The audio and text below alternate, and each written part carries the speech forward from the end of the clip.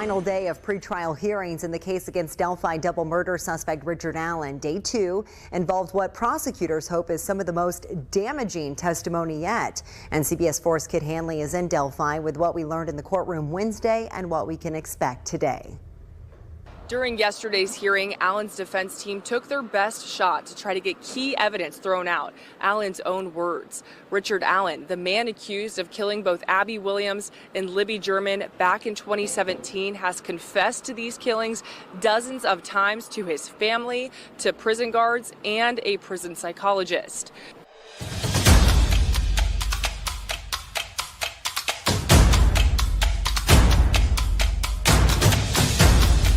You are listening to the Roberta Glass True Crime Report, putting the true back in true crime.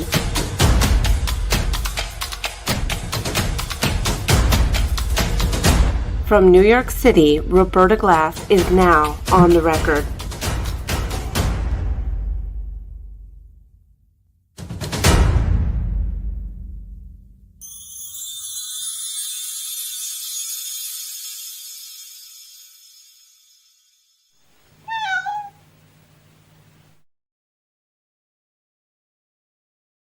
Okay.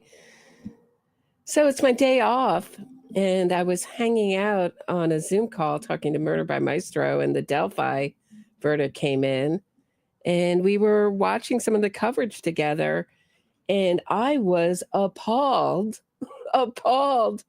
by the coverage on ABC News of the verdict. If you don't know, it's a guilty verdict on all counts for Richard Allen. I kind of buried the lead there. But I wanted to go over the coverage that ABC News did of the verdict versus the local coverage, talk about what I've been hammering home on this podcast for so long, is that the local coverage is usually pretty decent, much more so in the papers than the TV media, but still it's usually pretty decent. But our national media is the pits. And no better example of this was the ABC coverage was appalling, jaw-droppingly bad, inaccurate.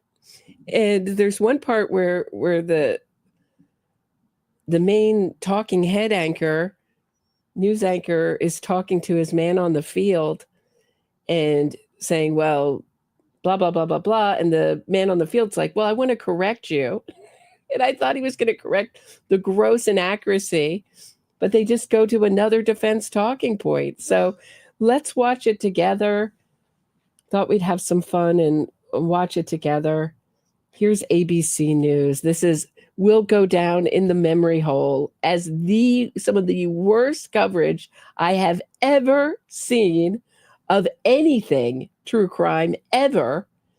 And I mean, I would just say news coverage. I'm not including documentaries, etc., because they're their own horrific innocence fraudsters. But here's innocence fraudster Terry Moran and his crap coverage of the guilty on all counts verdict of Richard Allen in the Delphi case. I'm very pleased. Take a listen to this. This does not please me, however, the coverage, but I'm very pleased that it's a guilty verdict on all counts. Let's watch it together.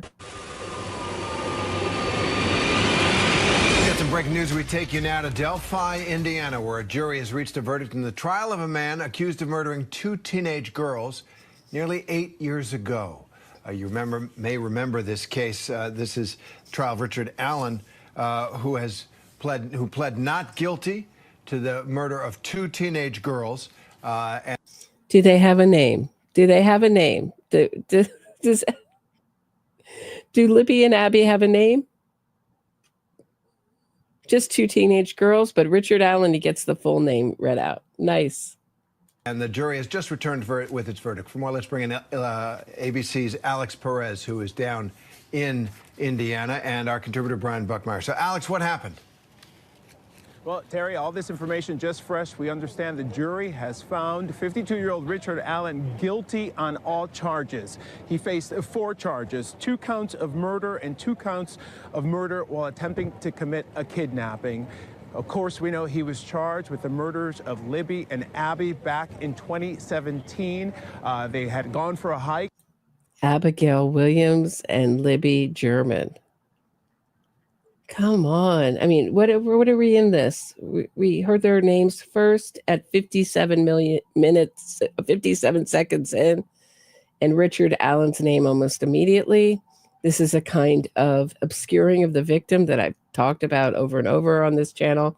But eventually, a minute in, we finally get a name. On the Menonhai Trail here in Delphi, they disappeared. A search began shortly after that, and it was Valentine's Day 2017 that authorities recovered their bodies in the woods. Now, Richard Allen, let's take this a few steps back here. He actually went to authorities himself just 3 days after the bodies of the girls were discovered. He went to authorities and self-reported being on that trail at that time, and his information went into a file, and that file was put away in a box, and it was not revisited until about 5 years later. A volunteer found that file. Authorities took a closer look at it, and then they started questioning Richard Allen once again. If that's true, how good does that volunteer feel? I mean, this conviction came with a lot of good police work, too. But wow, good for that volunteer, huh? If that's really true. That was in 2022, about 2 years ago. A few months after they started questioning him for the second time, he was arrested. And now today, we know, Terry, the jury has found him. Hey, Iris, I'm going to talk about that height difference in a second, because that's something I've been really wanting to devote some time to. This is the Innocence Project's latest, what I'd call junk science, which is comparing people in video or photographs. There was a case in Michigan, and I did a lot of research on it, and I just never followed through with a episode on it. I really got to get back to it, where they released a guy on height difference, but there was so much evidence, and I'll talk about that case in a second. There's also another very famous case in a documentary. I'm sorry I couldn't find his name before the show, where he was released. Now he's back in prison on substance charges. He got married in prison with someone who desperately believed that he was innocent. She believed she was Canadian, and he was out on, I think they were going to retry him, and he got caught on substance charges, and she divorced him. So you would think that if you're an innocent man, you wouldn't be doing that, but okay. But I think that you should be very skeptical of that science. And I think it's a giant grift, that height difference analysis. But they just used it to free a man in Brooklyn in August of this summer. They're using it all over the place, and all the other evidence against the convicted goes out the window. Guilty on all charges. Family members have been saying this is what they wanted. They wanted justice for Libby and Abby, and Terry, it appears right now they have received that. It does indeed, this verdict, a guilty verdict. Alex, thank you. Brian, to you, the key evidence in here, really, the major evidence was the confession of Richard Allen in jail while being held. And the way... Did you guys hear that? It was the confession. The confession. The confession. One. Just one. Just one, guys. There's just one confession, not over 60 confessions. Just one. Just one confession. Just one. You think, I was a juror just recently. I know I've been talking about this a lot lately. Is it becoming like band camp? That time I was at band camp and I was a juror. But you really are looking for any reason to vote not guilty. The guy is in front of you, at least in my case, every day. His wife is there. You know, you're really looking for anything. And you think if there was one confession that the defense wouldn't be able to debunk that? Not 60 plus confessions. I think it was 63 at one count. There may be less or more, but it's over 60 confessions. 60.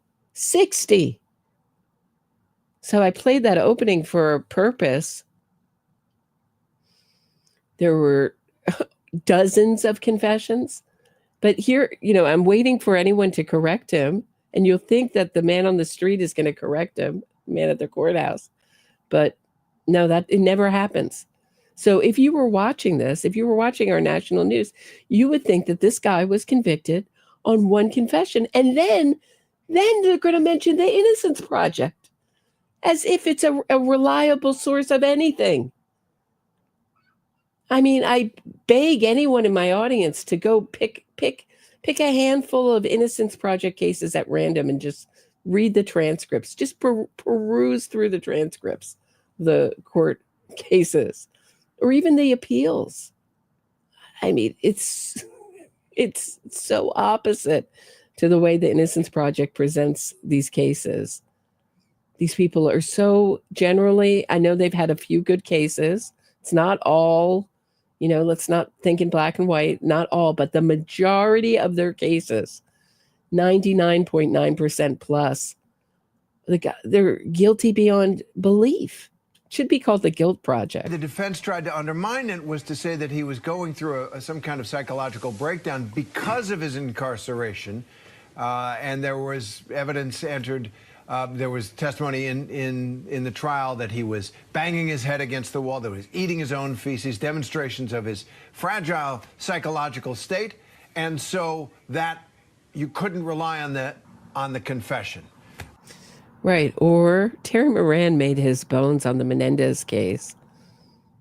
He's aged nicely. I mean, I just remember him from the Menendez case on court TV. But, you know, here they're saying his mental state was fragile. So now they're giving a reason as to why you can't trust. And I understand some in the audience don't trust his confessions, plural. Certainly, we're not going to agree on every case. But to put it out like, you know, there's also an opposite. There's also the other argument in there that he was malingering, pretending to be crazy, as he had a need to confess. What do you do when you have a need to confess and you don't want the repercussions? You act crazy. I have to say, eating your own feces is a level of commitment that I don't know if I could do. But if you're facing, what is he facing? Is he facing nobody said, is he facing the DP or is he facing life in prison? Does anyone know? I would assume life in prison, just by where they're located. Tell us about how that defense might work. Obviously, the jury didn't buy it, and came back with this guilty verdict. Yeah, well, Terry, just...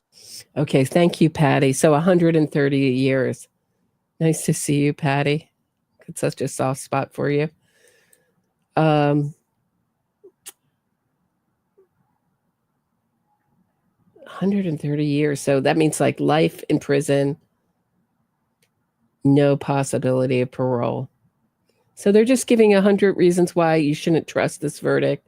And even the title of this is Guilty Man. And we're going to look at the local coverages. This is very good, I think, and really gives you an idea of what happened in the courtroom in the trial, which is what you want to know when someone gets convicted.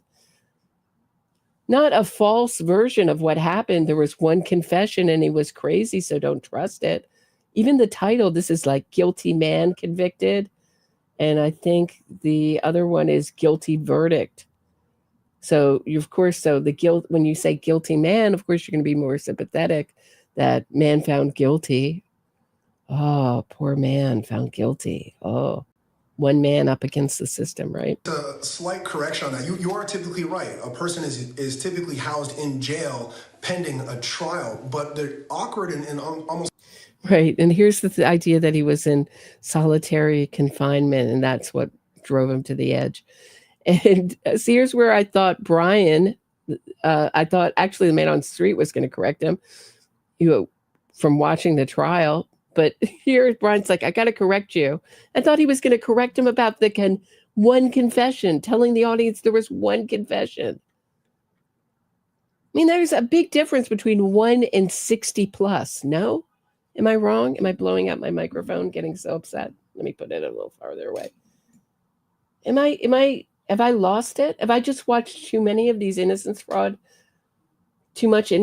media? Am I losing it over nothing? This is some of the worst coverage I think I've seen in a long time on anything. The interesting aspect of Richard Allen is that he was transported into a prison where people are typically, when they are convicted of a crime, and left, as according to the defense, in solitary confinement for a period of time that even international communities would consider torture. And so the difference of housing, where he is, what you've outlined in terms of his psychiatric deterioration, as the defense had put forward, they're making the argument that this was a false confession. And now I understand the jury didn't buy that as a... Right. So this is something I talk about. If you go back to my episode on innocence fraud, and it's pinned to the top of my channel, so you can't miss it. It's my interview with Nadia, who I attended the Maxwell trial with.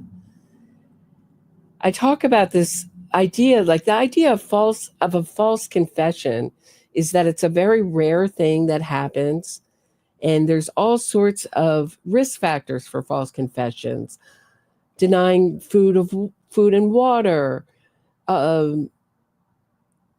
maltreatment of all sorts,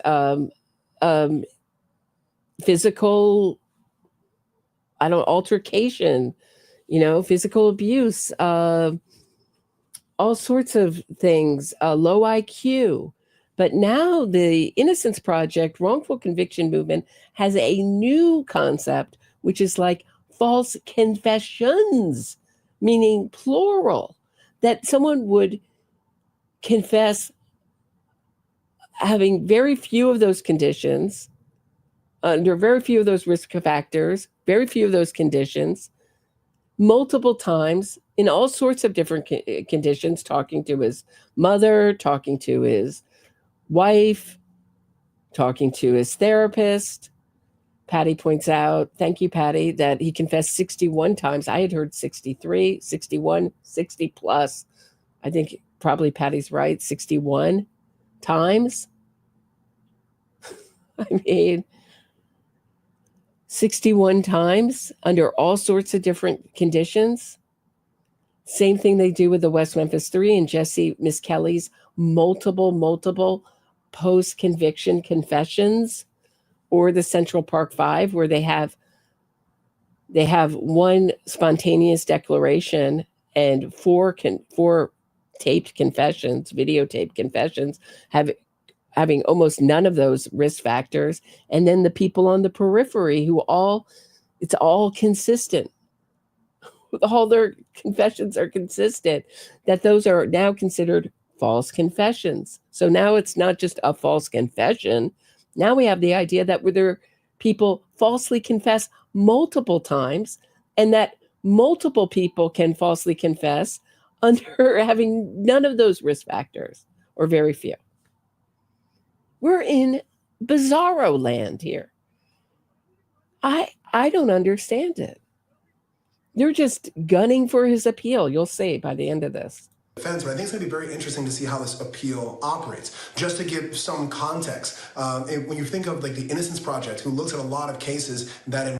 Right. See, we all got to get ready for his appeal and get ready for Richard Allen to get out, because the Innocence Project, because they declare confessions false, that we should know that those people were innocent because the Innocence Project says so. They're so trustworthy. Oh my law, what is wrong with our media? This is some innocence fraudster Nonsense. Involved confessions. I believe the most recent stat they have is that where DNA exonerates an individual, 25%, a quarter of those exonerees have a false confession. So I think a case like this is very prime for a reevaluation to see if those confessions were valid and to see what other evidence may or may not exonerate him. Right. Doesn't that sound so good, right? DNA 25% of the time. But when they say DNA exonerates, that can mean no DNA is found, incomplete DNA is found, meaning it will never be matched to anyone. That's also considered an exoneration. If the Innocence Project gets any person out by hook or crook, it's considered an exoneration.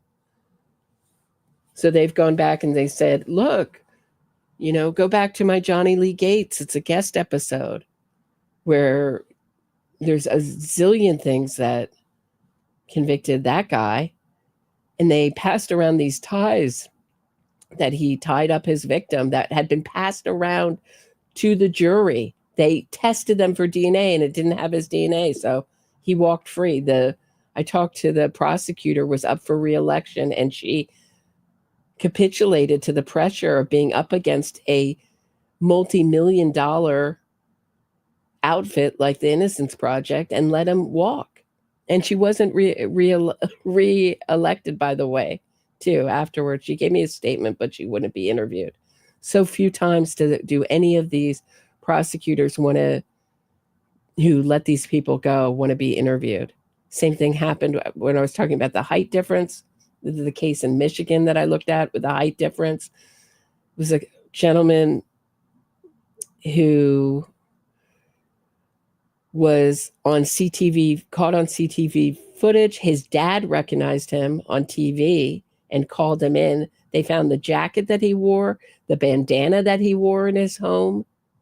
I believe they found a gun that he did the crime with. He also did it with another person and couldn't find more information. I could only find, I think, just some of the appeals documents on that.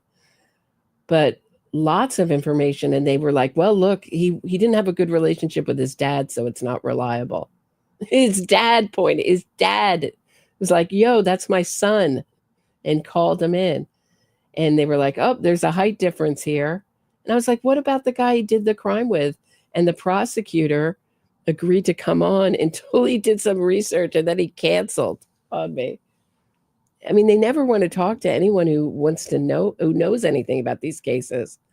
I mean, wouldn't you be, if you really felt you released someone who was innocent, wouldn't you be dying to come out? And this is a woke prosecutor in, what is the Michigan? Yeah, it was absurd. Right. Thank you very much for that, Brian. And Alex, what happens next? What's the potential sentence here, and what's the process going forward?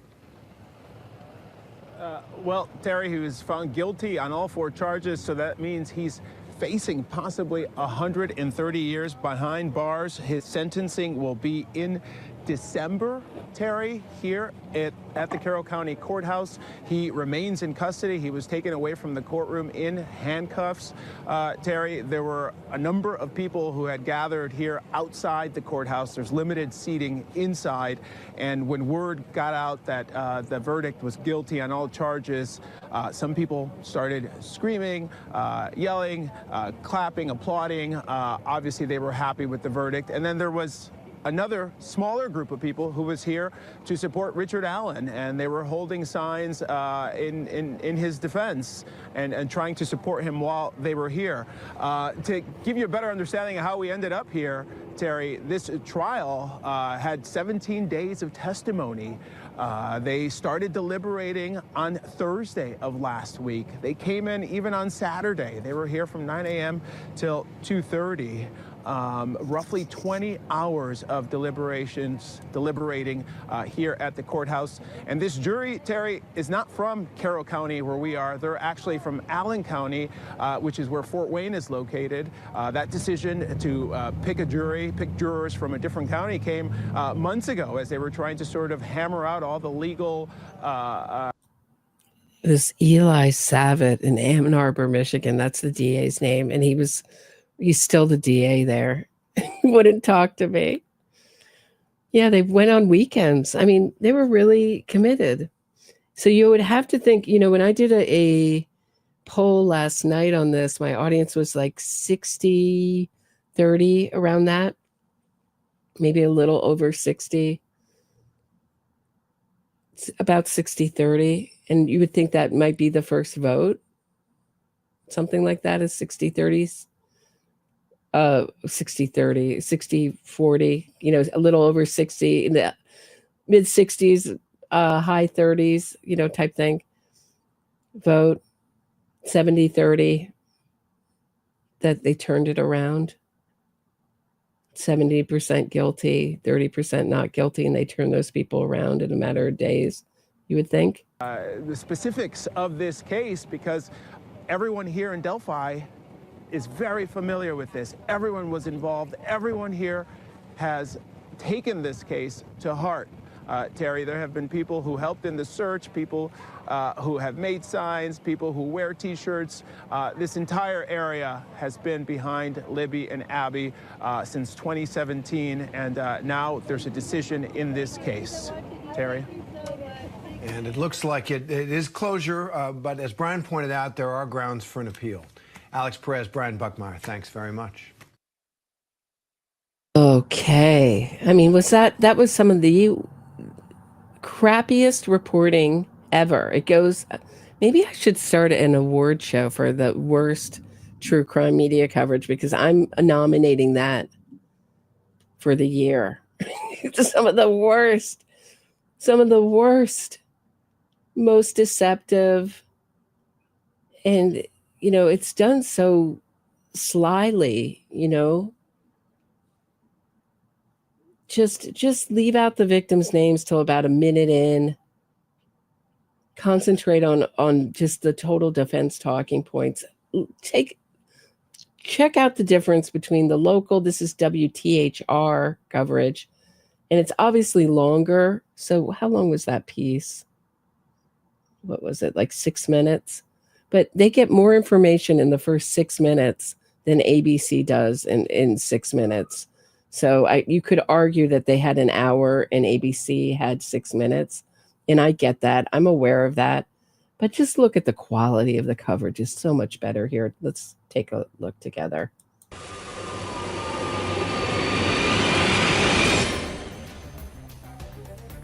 And good afternoon, everybody. Thank you so much for joining us. I'm Scott Swan in the Channel 13 studios. We've got breaking news coming out of Carroll County this afternoon. We have learned there is a verdict in the Delphi murders case, and we've got a crew on the scene just outside the Delphi courthouse. Anne Marie Tiernan joins me live to tell us what you know at this hour. Anne? Scott, Bob just stepped outside of the court.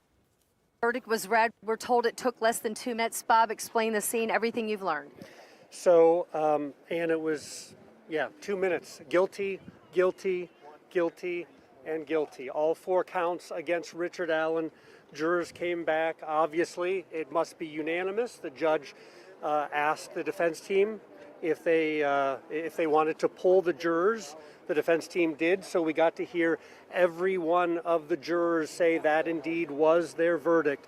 Again, guilty on felony murder of Abby Williams, guilty felony murder of Libby German, guilty murder of knowingly or intentionally killing Abby, and guilty murder knowingly or intentionally killing Libby. Richard Allen sat emotionless. He did not show any. I thought Andrea Bruquette's coverage was the near pits as well. I mean, it was like every day she was in court, and every day it was another travesty for Richard Allen. I mean, come on. And the thing is, nobody will call her biased in the way that they'll call me biased. And I admit, I come from it from my own position. It wasn't always like this. I mean, it's just from waking up and reading the court transcripts and knowing, the power and understanding the power of this movement and studying it for as long as I have. But I mean, she seemed to come in there with a preconceived notion, and every day it was like, I could only watch, I did not watch all of it. If it got better, Hidden True Crime, I thought did as good a job as she could. She really, it's hard. It's really hard work. Kudos to her for going, both of them for going. It's very taxing. It's taxing work. Emotion during the verdict as it was read. The defense counsel, specifically Andrew Baldwin, was sitting right next to him. He had his arm around Richard Allen at that time. He was rubbing the back of his head. The judge made it very clear that she wanted everyone to remain respectful, no outbursts in the courtroom, and there were not. But the families of Abby and Libby certainly were overcome with emotion. Becky Patty, that's Libby's grandmother, she was clutching her husband Mike's arm. And when the verdict came in, right in the front row, Indiana State Police Superintendent Doug Carter, Hold on one second. Let me just remove this. I don't know if it's so glitchy. It's just my copy is glitchy. I'm sorry, guys. He put his head down into his hands. He began crying. Again, it took less than 2 minutes for the main part of all of this to play out. And at the end of it, the judge thanked the jurors for their service. She thanked the attorneys for what she said was a well-argued case on both sides. Richard Allen was led away in handcuffs. And at that point, after he left the room, after the judge left the room, after the jurors left the room. I mean, just to show the victim's family, we saw none of this with ABC News, is so powerful. It's such a powerful image, no? So we have how many minutes in? We're 2 minutes in, and we've gotten, a better idea of what the counts were against Richard Allen, what he was actually convicted of. The scene in the courtroom, the reaction of the victim's family, a shot of the victim's family. I mean, look at the quality of the coverage between this and ABC. ABC, we got Innocence Project talking points, questioning the verdict.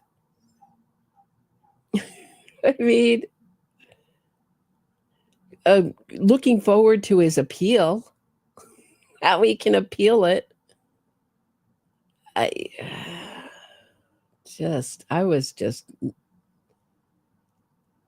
mean, you can ask Murder by Maestro. He was, he's on the Zoom call with me, but I was like, I couldn't believe it. I said, I got to go live. It's my day off, but I got to go live. We got to go over this. This is so bad. It's almost like they report on these things like, well, it was inevitable that Abby Williams and Libby German were going to get murdered in this way, It's just going to happen.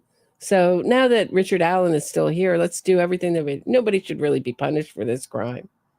We can't be sure. Let's just say, let's cut down his confessions by 60 to 1. You know what I mean? Let's just erase 60 of those confessions. And then let's totally erase the physical evidence in this case, which they're going to go into in a second. That just was non-existent. Although even WTHR says, as it would be when you have 60 plus confessions, they said that the jury was most convinced by the confessions and the amount of them. So, of course that would make a huge impression. Every day you're hearing about a different one, certainly. And the circumstances of it. That's when we really saw the emotion. That's when we saw, again, Indiana State Police Superintendent Doug Carter. He reached back and he held on tightly to Libby's grandmother's hand. I know it's tough. You've been watching these families. It's emotional for everybody involved. The families sharing to you that when they saw some of the testimony and some of the evidence in the case and hearing the voice of a loved one that they haven't heard for 7.5 years. I mean, this has been very, very difficult. We did see outside when the news broke, Emily, quite an outburst here along the streets. Yeah, there was a lot of cheering, guilty, guilty. You saw some people crying and rushing away. Saw a gentleman that I've seen sitting with the Allen family throughout the trial. He walked out very swiftly and very quietly, and I kind of perked up to see him, and I thought, what's that about? And then the next thing you know, here was the pool reporter coming out with all of the charges. But yeah, loud out here, people cheering. There was a lot for this jury to consider, Bob. We were adding it up. We kind of got 19 or 20 hours of deliberations is what we think is probably a pretty close estimate to going through all that evidence, all the witness testimony, which frankly was very contradictory. And they were able to sort through that. But this resounding, we had talked about the possibility perhaps of there being a split in this verdict. Maybe the knowing and intentional would maybe not be something given the evidence that the jury thought that they would be able to say beyond a reasonable doubt, but that all proved not to be the case. Not the case. And the jury did, I believe that obviously the confessions moved the jury. That was the most powerful evidence we saw, I think, throughout this entire verdict, and I think that was something that moved jurors in this situation. And well, here's a question I have. Had he not admitted to being on the bridge, and I know that he's been seen in a sweatshirt that he was wearing on the bridge in a photo shot on a photo shot, on his wife's Facebook. I mean, had he not admitted to being on the bridge, if he had just confessed 61 times and there was no evidence of a person looking anything like him being there at the time, also there was the detail of him being spooked by a van driving by, and then there was testimony of the man who was like, yeah, I was in a van that day and I did drive by at exactly that time. So there's a lot of things, supporting his confessions, not just the details, because we didn't even know how this happened, right? The details of it. I assumed it was done with his hands. So, talking about the real awful, I mean, just a horrible, horrific. I mean, all of these cases are horrific, but what a horrific, terrifying end. It appears that for anyone, but let alone a child. I mean, so horrific. So, ABC makes it seem like they come out of nothing and are supported by nothing. And that's the way we do it in America. That's our justice system, guys. We just convict people on confessions when they're pushed to the limits in prison and that with nothing to support them. I mean, I wonder where this started. I mean, I know I can trace back, these innocence fraud campaigns to over 100 years to Sacco and Vanzetti. But I mean, when did this tension between our media and I know we can get into what people are learning at journalism school and the ideology that's being pushed. I mean, I guess some of it is a very, I guess what you call far left ideology, that our justice system is so systematically in the way that it's built, unfair, racist, etc., that they're learning in journalism school. But when did this start? This tension between our media and our justice system, and the hatred from the media to the justice system, and the support of the accused, no matter no matter how dark that they're accused of. I mean, They also believed the physical evidence that the state presented tying Richard Allen to the scene. That cartridge, right? Yeah. That cartridge. I'm curious to know what the faces of the juries, were they stoic? Were they, did they look at anyone? To be honest, Emily, I was looking directly at Richard Allen, and I was trying to look at the families. We should mention a sentencing date has been set. So December 20th is when Richard. I mean, if the Innocence Project can do a successful campaign for someone like Melissa Lucio, does anybody know that case? It's a DP case, and get her sentence commuted. They're still trying to get her out, I believe. But she had a history. I mean, they did I would call it a mockumentary. Defense talking points, nonsense documentary on that case. But she had a history of treating her children. They were taken away from her in the worst way. And they still had people like, oh, free her. And her kids were like, no, thanks. Her one daughter was like, no, thanks. We lived through this. We lived through treatment at her hands. No, thank you. Not interested. Don't join. Before you sign this campaign, don't join it.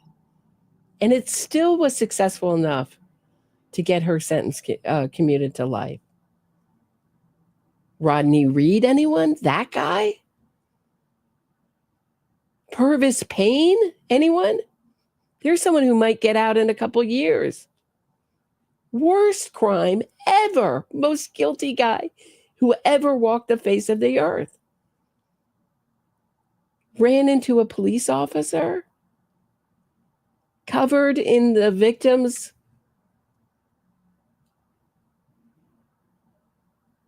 blood. I mean, was found hiding in an attic. Confessed on the stand. They're like, well, how did you get the blood on your shoes? Well, I guess she got it when she hit the wall. And the prosecutor was like, excuse me? She hit the wall? That guy got his sentence commuted from death to life. He killed a mama and her baby, tried to end the life of her son. He lived just by pure luck and has the scars to prove it. That guy's still walking around and this Purvis Payne might get out in a couple of years. Now that his sentence been commuted, not to life without parole, but just to life. So he's coming up for parole in a couple of years. That guy should never get out because his IQ was too low to give him the death penalty, apparently. He was smart enough to testify in his own defense, apparently. I just can't. I can't anymore with this. This is a pro-criminal society. It's too much. Richard Allen will be sentenced, and during the sentencing portion of the verdicts being read today, this was after the verdicts were read, but at that point, Richard Allen turned around. It was the first emotion that we saw. He looked at his wife, Kathy, and he said, "Are you okay?" Kathy was crying. Richard Allen's mother was in court. She was crying. Again, as things started to clear out. Really? Richard Allen didn't stand up and go, what? This is an abomination of justice? He asked his wife, are you okay? Because, I totally did it. Sorry. That's what I meant when I know that's where they're going, Eric, to these real conservative states where they still have the DP. Oh, so Richard Allen turns to his wife and is like, you okay? Because, yeah, I kind of knew it might go this way because I'm totally guilty. Sorry. Yeah. Dean Walker. Darn it. I screwed up. Right. Sorry. I don't know if that's what you're commenting on, but kind of that's like Richard Allen's attitude. I blew it. I did it. They got me. Oh, I had no reaction. Did you ever see those reactions? Like, oh, it's funny. Like, when you see them in court, they're like, oh, grift is over. We gave it a good college try, but it's over for us. Jeri Holman, Indiana State Police detective, who has been on this case for multiple years, he went over and he hugged the defense team and he kissed Nick McLeland, the prosecutor. There were a lot of hugs on the side of the prosecution. Again, after the families were starting to leave, we were asked to stay in the courtroom to give the families a chance to file out. The families went up to the prosecution team, shook hands, hugged as well. So a lot of emotion. Again, everyone kind of kept things in check while the jury was in there, while the judge was in there afterward. That's when we saw the emotion really starting to let out. This is the day, Emily, and Today we've is heard the the family say this is the day many, many times, but now finally this is the day for justice for the families of Libby and Abby. Yeah, I can hear them saying it. Today is the day. They would say it so many times over the years, and to be here in this moment, I have goosebumps considering it and thinking today is the day for them. Today is the day for Abby and Libby and their families, the people that love them. There's no doubt that this legally was, in many ways, if you looked at outside observers, says there's just a circus going on there. I mean, there was just no love lost between the defense and the prosecution and the judge in this case. Often after we hear a verdict, then we hear, well, there will be an appeal. Any word, any talk about that? Walk us through those steps as we count down to sentencing, where at last report I had read that Richard Allen could get up to 130 years in prison if convicted of all the charges. Is that consistent with what you've been finding? Well, if I remember correctly, I think it's 46 years on the main counts, and whether those are going to be concurrent, whether those are going to be consecutive, there will be a pre-sentence report that will be filed that the judge will consider at the sentencing hearing. The judge will hear from both the prosecutor and from the defense to try to mitigate as far as... Right, so it's like a calculation. It's pretty interesting when you go to these sentencing hearings. So they'll say, you know, the defense will say, I have a calculation of 127. I have a calculation, say the prosecution of 136. The judge will decide, you know, usually somewhere in between there. And that equals a recommended sentence. In New York, you don't have to go with a recommended sentence. So it's like a calculation that they do. So you get points taken off for mitigating factors. Either how lengthy or how short the sentence will be. So again, the judge is the one who's going to decide what the sentence is going to be. And to your point regarding an appeal, we pretty much, that's almost a certainty. There was certainly a lot of evidence that the defense wanted to enter into this case that they were not allowed to, that Judge Gall told them that she did not think that they had enough of a link between some of the things that they wanted to bring in and the actual crime. Mm-hmm. So the defense most certainly will be filing an appeal in this case, and it will go to the Indiana Court of Appeals. And Bob, would they file that after he is sentenced? It's a good question. I don't know that. I'll be interested to hear that from Katie Jackson Lindsay as far as the time.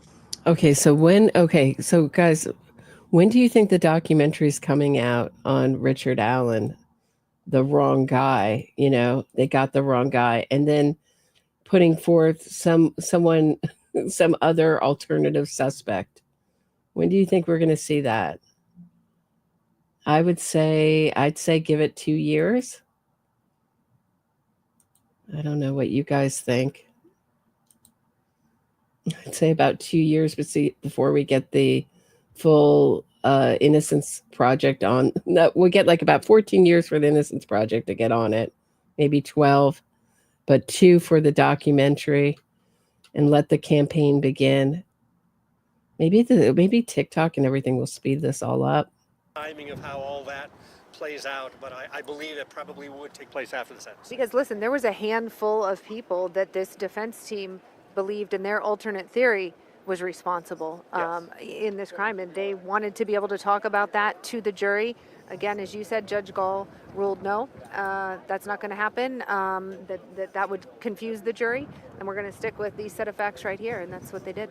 Richard Allen was arrested and has been in custody since October of 2022, so 2 years served. Part of the testimony in this case is that was a very difficult time, especially when he was in solitary confinement. Having a mental breakdown was part of the argument, even part of the testimony that we're trying to determine whether or not he had developed some sort of psychosis.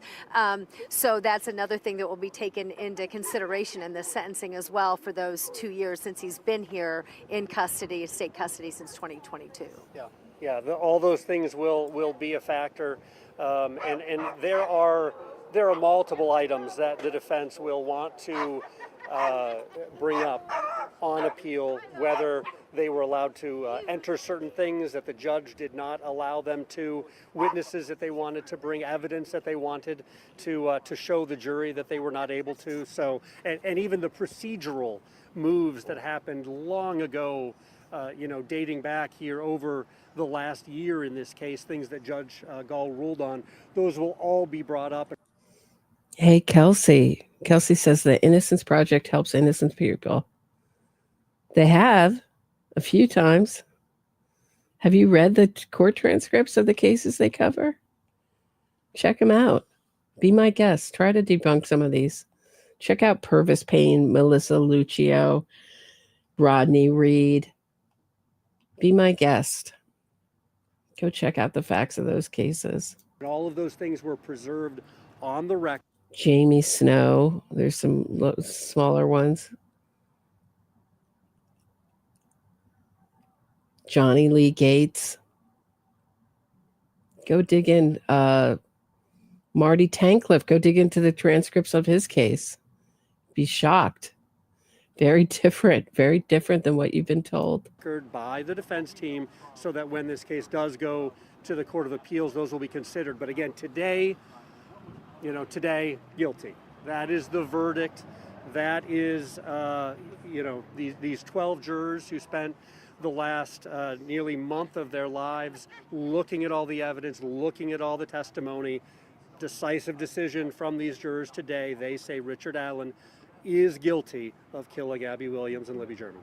And we have not been able to talk with that panel, and that we may never hear from them, or we may. I mean, it depends if they wouldn't talk about what those deliberations were like, what were key points of evidence, what was it the confession, was it the cartridge, what was it that... Oh, it was just the confession. Ask ABC News. WTHR, what are you talking about? It was the one confession. Ask ABC News. But what a difference, right? What a different feeling you get from this coverage. What a different impression. What knowledge you get from this coverage about what this whole case is about and why he was convicted. If you listen to ABC News, you would think it was one confession when he was off his rocker in solitary. Right? That's the impression you get from ABC News.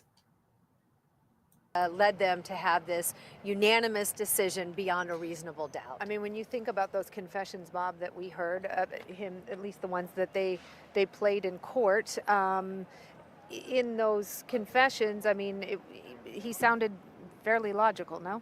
He did. The one confession that stands out in my mind the most was on a call to his mother, Janice. And he said, did Kathy, my wife, tell you that I confessed? And she said, yeah, we're not going to talk about that. You didn't do it. They're messing with your mind. He said, no, I did it. And she said, no, honey, I can't. I know you don't have it in you to do something like that. And his response was, Mom, I wouldn't sit here and tell you I did it if I didn't do it.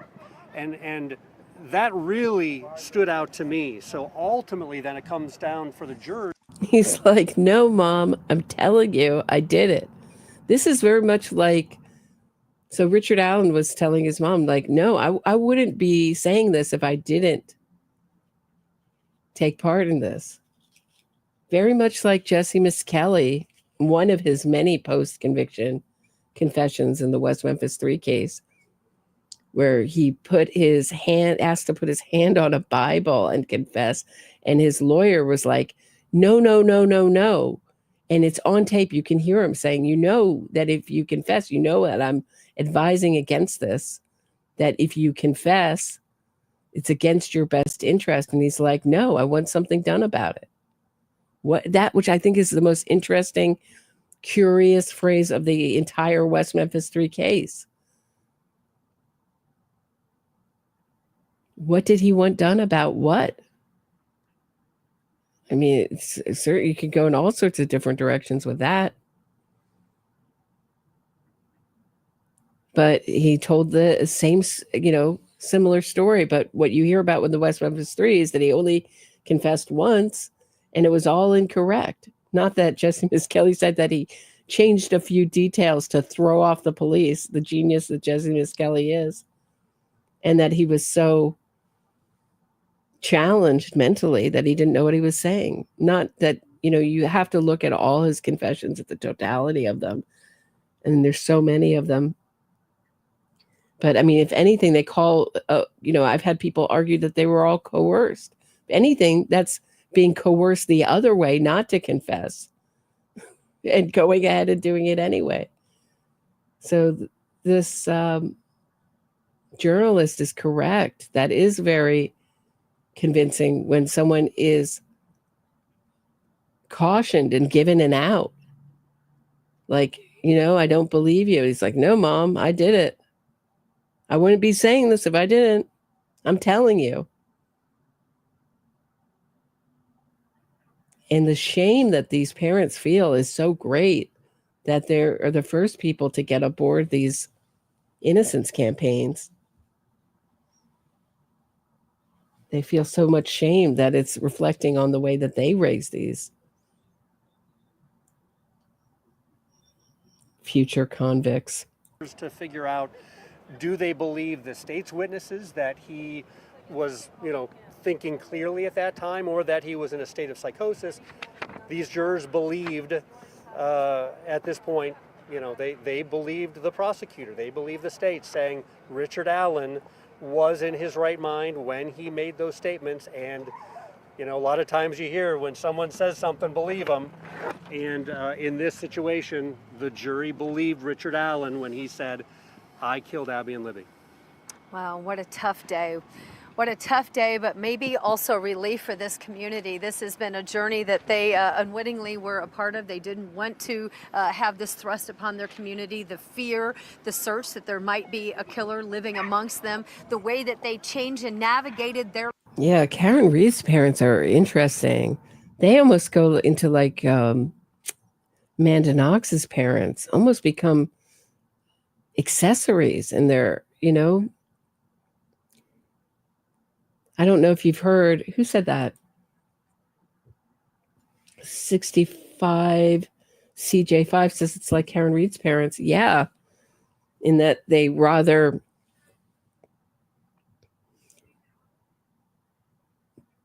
join an innocence fraud campaign than deal with the shame. True, but they're, William Reed, Karen Reed's father, has been asked to testify. I don't know why he didn't testify, or her sister-in-law, who didn't show up. She also has a sister who's MIA, who seems to have the goods on Karen. My feeling. That's just my feeling. I don't have any information supporting that. It's just her lack of support, her lack of being seen anywhere in support of Karen Reed. Makes me think that. I could be wrong. But Karen Reed's parents were really like co-conspirators. I mean, William Reed called to get her committed so she never had to talk to the police. They went and got the car and drove it to Dighton, which is far away in terrible conditions, to get the car far away from the police's reach. I mean, they were working to, get their daughter out of trouble really quick. And Amanda Knox called her mother in the middle of the night, said she didn't remember that call. And those are always the parents that always become kind of accessories, in my opinion, are always the loudest in these innocence fraud campaigns, give the most interviews, are the most insistently put out this disinformation. Let's put it that way. Lives because of the thought that their children would not be safe to go out and walk along the streets, along the High Bridge Trail, along to be out in nature when they're being unsupervised. That has changed this community here in Carroll County, and now today, perhaps they can put this chapter to rest and move forward. Very first day of testimony, we heard a witness, Sarah Carbaugh, who says that she saw a bridge guy walking along the side of the road on the day of the murders, and she told the jury, she said, this crime, the events that happened on February 13th, 2017, she said it has turned this town and everyone in it upside down. And that we certainly know to be a true statement. Folks I've talked to here over the last several weeks have said that Delphi has never been the same. And they were very much looking for and hoping for some type of resolution, some type of healing. Today's the... Right. Great point. You don't often hear these kind of talking points in true crime, that the ripples of these cases run deep through the entire community, that their whole feeling of safety has been compromised and taken away from them, stolen from them from this, and just the mourning and the grief that these crimes cause. You don't hear that very often. Where did you hear that on the ABC? I granted that they only had 6 minutes. I get it. But look at the difference in the coverage, where they're focusing the spotlight, and what you're being shown has everything to do with your opinion on something. So the older I get, the more I ask myself, what am I not being shown? What am I not considering when I'm presented something before I form an opinion? Look at the other side. What's the opposite argument for this? And obviously the opposite argument in Richard Allen is that there was I think they put some holes in the phone data, which captured the voice of a man saying down the hill and a photograph of a man. There's also early descriptions of Richard Allen being youthful that weren't correct.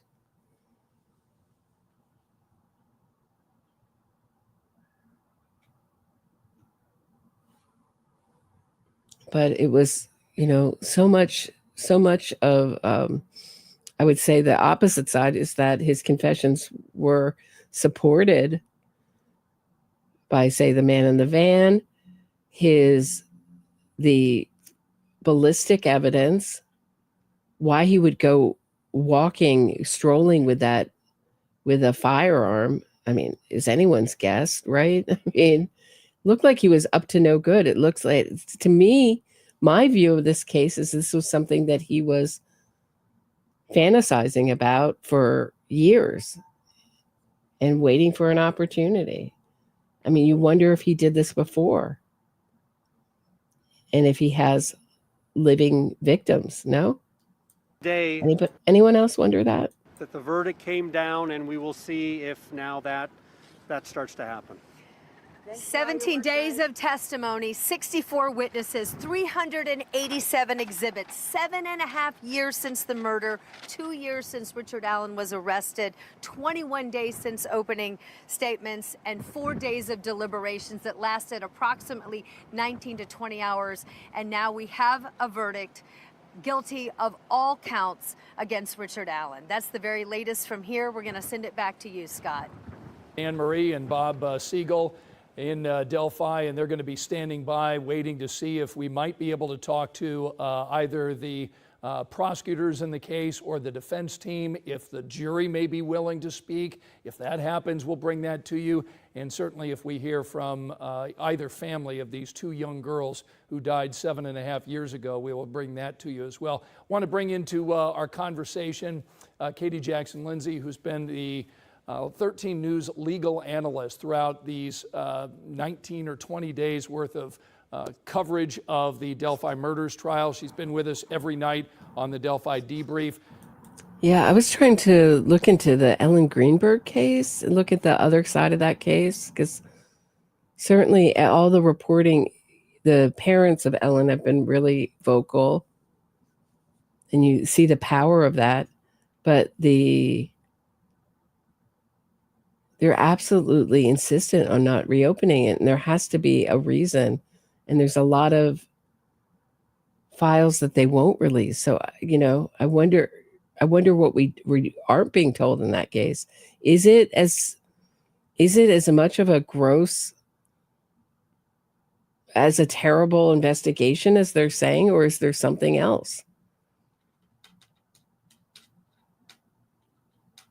Certainly Gypsy Rose Blanchard, there's an example. I fell for it, and so did everybody else. We all thought that she wouldn't be given a deal, 10-year deal. Not that the DA was coming up for re-election if this factitious disorder wasn't true and her treatment at the hands of her mother wasn't true. It turns out to be a total lie. Everything about that. I mean, that's my view of it from what I've seen of, the evidence in that case. And certainly by Blanchard's own behavior.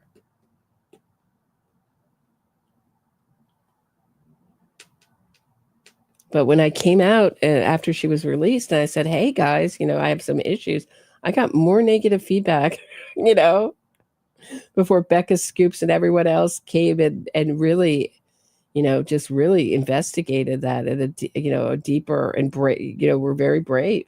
Came out and said, hey, I can't even imagine how much negative feedback they've gotten. Hey guys, this case is not the way it's been portrayed in documentaries, once again, movies. It's made a lot of people a lot of money, but it just happens to be totally untrue. The myth. We make myths around these stories. What's your reaction to Richard Allen being found guilty on all 4 charges? As a defense attorney, I'm surprised, but you can never really be surprised by a verdict. In this case, we weren't allowed in the courtroom, and so it's hard to get a real feel for the evidence and the impact that it was having.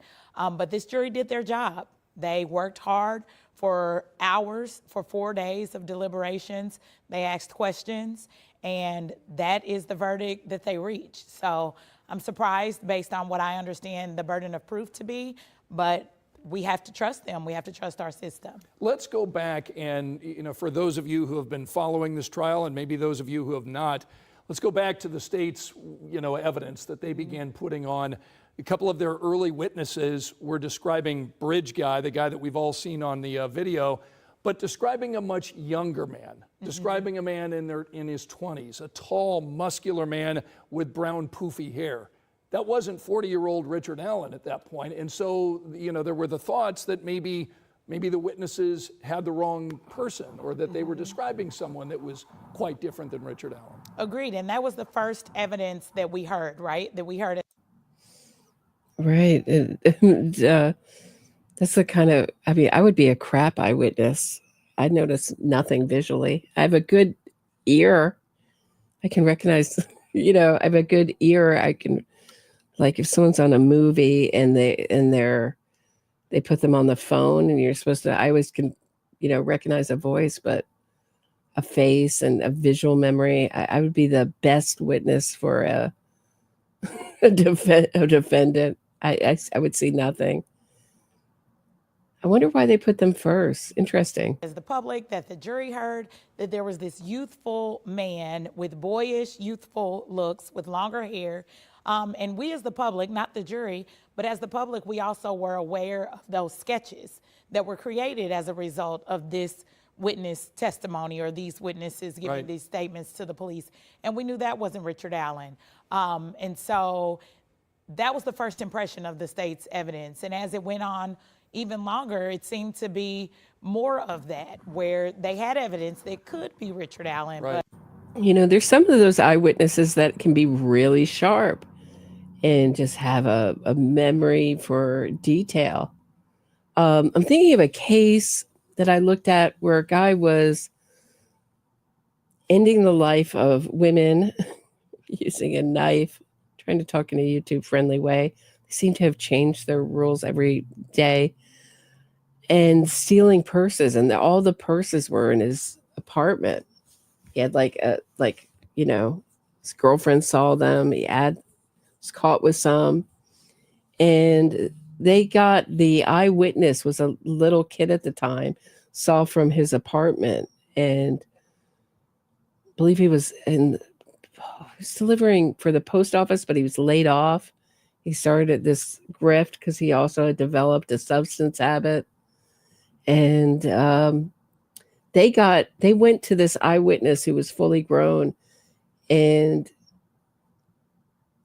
told them, I think that they had DNA'd this evidence and found nothing, right? Because I believe he wore gloves, if I'm remembering correctly. I remember what it was. Oh, it was the way it was done. It was what they DNA'd. It was under the fingernails, and he was grabbing them from behind. So they didn't find anything there. And they were like, see, he's innocent. And they guilted this eyewitness kid, who I think they got the right guy based on the fact of the purses, the girlfriend's testimony.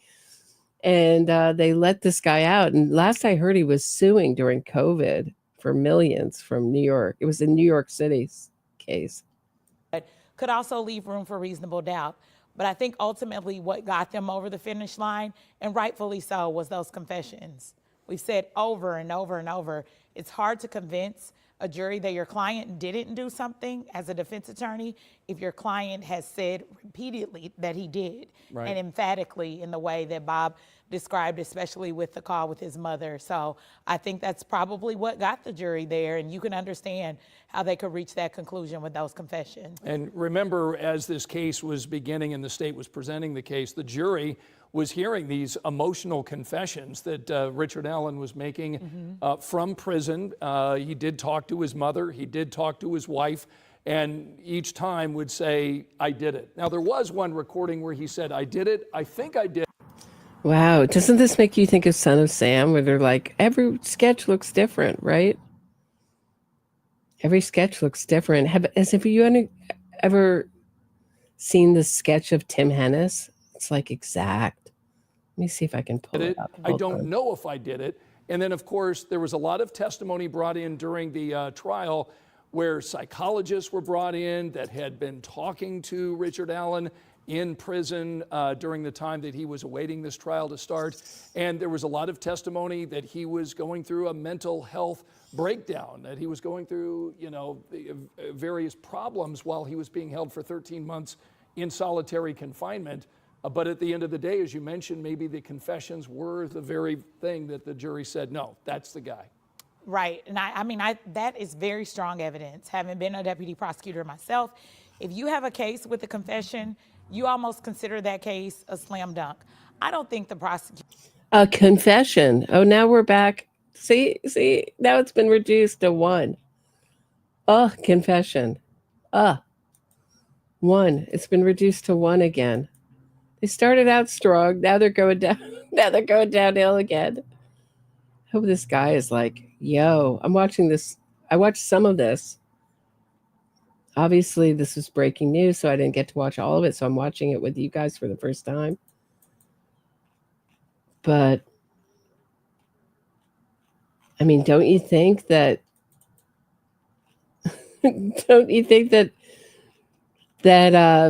sorry, I lost my train of thought there for a second.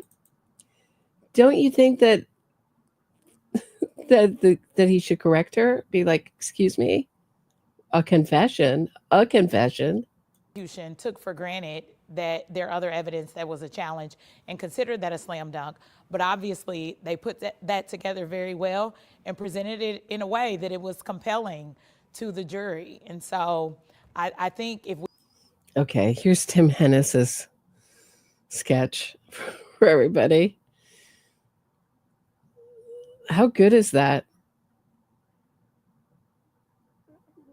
Pretty exact. And I believe this gentleman only saw him in the dark for like a second. And this was a cross-racial ID. And this is Elizabeth Loftus was the one who eventually, I believe, was the expert who undid his conviction. If you don't know Tim Hennis, there's a made-for-TV movie with Ricky Schroeder called Innocent Victims about Tim Hennis. So he was convicted for ending the life of Katie Eastburn and her 2 daughters. And I believe, hold on one second. Let me get this right. But he let the baby live. And her husband was on a military base in Fort Bragg. And he got convicted the first time. And when he came, and they eventually appealed it and got another trial and got him off. And Elizabeth Loftus, check out my episodes with John Lewin about Elizabeth Loftus. She's a memory expert. And one of her expertise, along with her ex-husband, Jeffrey Loftus, their expertise are cross-racial ID. I didn't even know she had this ex-husband was out there till recently with the same expertise, got him his conviction, got him acquitted, went on all these talk shows with him and Innocence Project conventions, get-togethers, and touted him, as this innocent man. And then DNA comes around, the advent of DNA, and they test the DNA inside Katie Eastburn, and lo and behold, who does it match? Tim Hennis. But they can't retry him again because that would be double jeopardy. But he was in the military, so they militarily tried him, and he's now on military death row. But there is still, you can still watch the made-for-TV movie with Ricky Schroeder, and Elizabeth Loftus is still teaching it like it's a wrongful conviction. And she now has some doubts about his conviction, she said in the Durst trial on the stand, but she thinks the DNA may be corrupted, and she's still teaching it to her students like it's a wrongful conviction. But what an ID, right? We were able to talk to that jury, we would learn that is what took them over the edge towards guilty. All right, let's talk about what they called the magic bullet. Okay, I guess we've got some new information from Anne-Marie Tiernan. So let's go back outside the Delphi courthouse. Anne-Marie, what have you got? Right, it was Katie Eastburn, her daughter Kara, and her other daughter Erin. And he let the tiniest baby Jana live. A total monster. And can you imagine, he was treated like royalty for a while. Scott, I'm here with Emily, who was just on the other side of the courthouse where state police and some family members came out and made some comments. And she joins us now with, first of all, what state police said, and then let's talk about the family. Yeah, state police saying at this point they're not going to make any comment because Judge Gall has not lifted the gag order on this case. They said that they will be making statements next month after sentencing, but for right now, they don't have anything to say because that gag order is still in place. And then Richard Allen's wife came out. Richard Allen's wife, Kathy Allen, came out. She was crying, and she just said to the media, this isn't over at all. That was her one indication. And then we had a close family friend of, I believe, Libby German coming out, and she was talking about pushing for legislation to prohibit crime scene photos from being released online behind some kind of paywall, from being able to pay. Good idea. Good idea, Libby German's friend. Great idea. What a good use of your time. Go. Great idea. I mean, shameless to profit off that. Disgusting. To see graphic crime scene photos, and as you know, it was in the past week that we had seen someone somehow had leaked photos of the girls at the crime scene, and just terrible photos. And so the families want to work on some kind of law to prohibit this from happening, because that just added to the tragedy of this, I think, for them to see their children out there in the public forum like that, and to think that someone was paying to see. So Don't stop with Indiana, Libby German's friend. Go from state to state. We need those kind of laws. Great idea. It's such a gruesome scene. And if you want to come on this platform, you always got a place. I mean, great. Let's go. Let's go. True crime reporting just needs to change in its essence. I mean, really. We can do so much better for the victims and just for ourselves and our own knowledge and how we approach these cases. This innocence fraud stuff's got to go. In this, what would you call it? Just absolute insensitivity to the victims. I mean, John O'Keefe's pictures going up all around Twitter. Horrible, even though they know it upsets the O'Keefe family. I really hope the O'Keefe family would, I have to, I'm going to talk about the documentary soon, but everybody signed these contracts that say they can't talk. I think it's ridiculous. Again, we have Gretchen Voss tying up everyone's mouth, and tying up, not only tying up evidence, but tying up everybody's mouth. They'd be so powerful if they gave interviews as a family and really started to fight this propaganda, because Karen Reed may get away with it. She seems to have cleverly gotten away with things her entire life. That's my impression. They want something done about it so that no other families have to go through that. So yes, certainly very vulnerable pictures, and just only adding to the pain that the families have had to experience and endure. Any sense from police? Did a sense of state police feeling vindicated, or were they very stoic? Stoic. They did not say. I mean, a spokesperson came out and said, this is going to be real short. We don't have much to say. Judge Gall has not lifted the gag order, but we're going to be happy to comment. We'll put something together next month after sentencing. And that was it. So Bob and I were continuing to talk about what his observations were in the courtroom, and you were able to walk around the courthouse and get a little bit of a sense of what the scene is right now. What were you able to observe? Well, interesting, as I was going over to that gathering over there, a woman was holding up a sign that said, the only crime here is the crime from police and the prosecution and, the state. So, so there are some people that think that this was the wrong decision, and they're vocal about that and holding up their signs. But I would say the majority of folks here very pleased. Yes, Samantha Johnson is also here, and she's been talking and getting some community reaction and joins us now. Sam, what have you been able to learn from the people that you've talked to? Hey, Holly. Empire says police still have a gag order on them. Is this in this case, or is this in another case you're talking? Or are you talking about another case? I know I've been going from case to case myself. Let me know, Holly, if you're still listening. In Richard Allen's case, thank you, Holly. Interesting. Appreciate that. Currently at the location Emily was just at a few moments ago. We've heard from several community members. We heard from state police, as Emily mentioned too.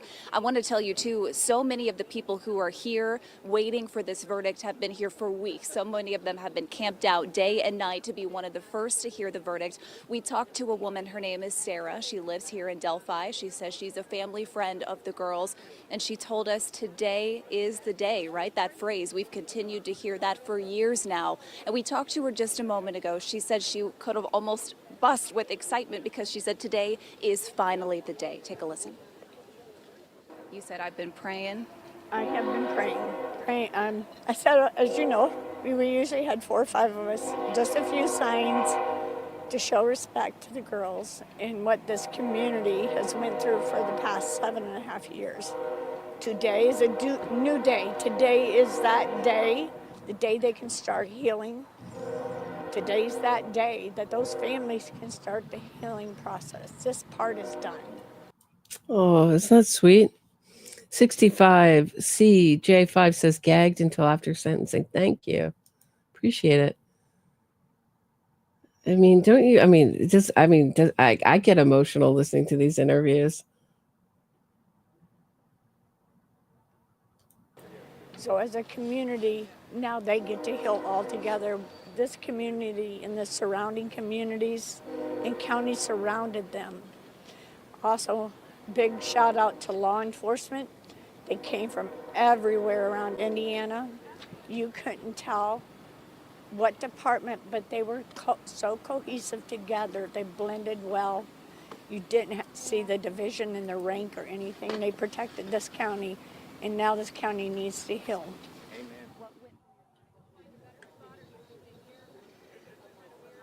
Now, as we know, there are obviously two sides to this case. And like Emily mentioned a second ago, we saw Richard Allen's family walk right through these doors, one of them hand in hand with defense attorney Brad Rosie, Andrew Baldwin, Jennifer Auger, also walking out with Richard Allen's family.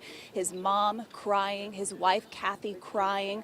And then as she passed us, she said, this isn't over at all. Of course, much more to come here in Delphi. Anne Marie and Emily, we're going to stay on this side. Just divorce him. Go on. Accept reality later. That would be my advice, but they can't handle the shame.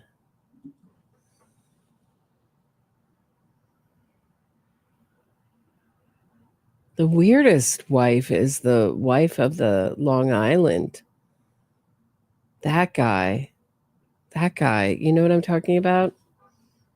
The lost. You know what I'm talking about? Oh my.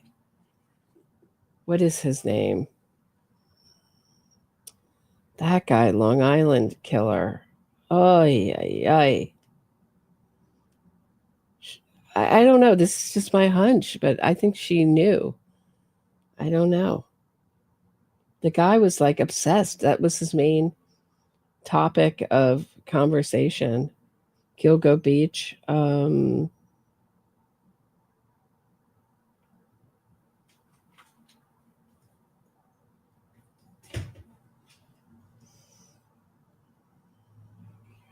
Rex Hewerman, thank you. Hewerman, everybody got it before me. Thank you. Yeah, that's what I was thinking of. We expect that more people may be coming out of the courthouse still. We'll check in with you in just a few minutes. Sam, thanks so much. We're rejoined here by Bob Siegel, who just had a... She just gives me the feeling she knew. I don't know. Just her anger and her defiance just gives me that feeling. I don't know. And also the fact that he was obsessed with the case. He wanted to talk to everybody about it. He has an arsenal downstairs in his basement. I mean, conversation with Indiana State Police Superintendent Doug Carter. What did you learn from that conversation?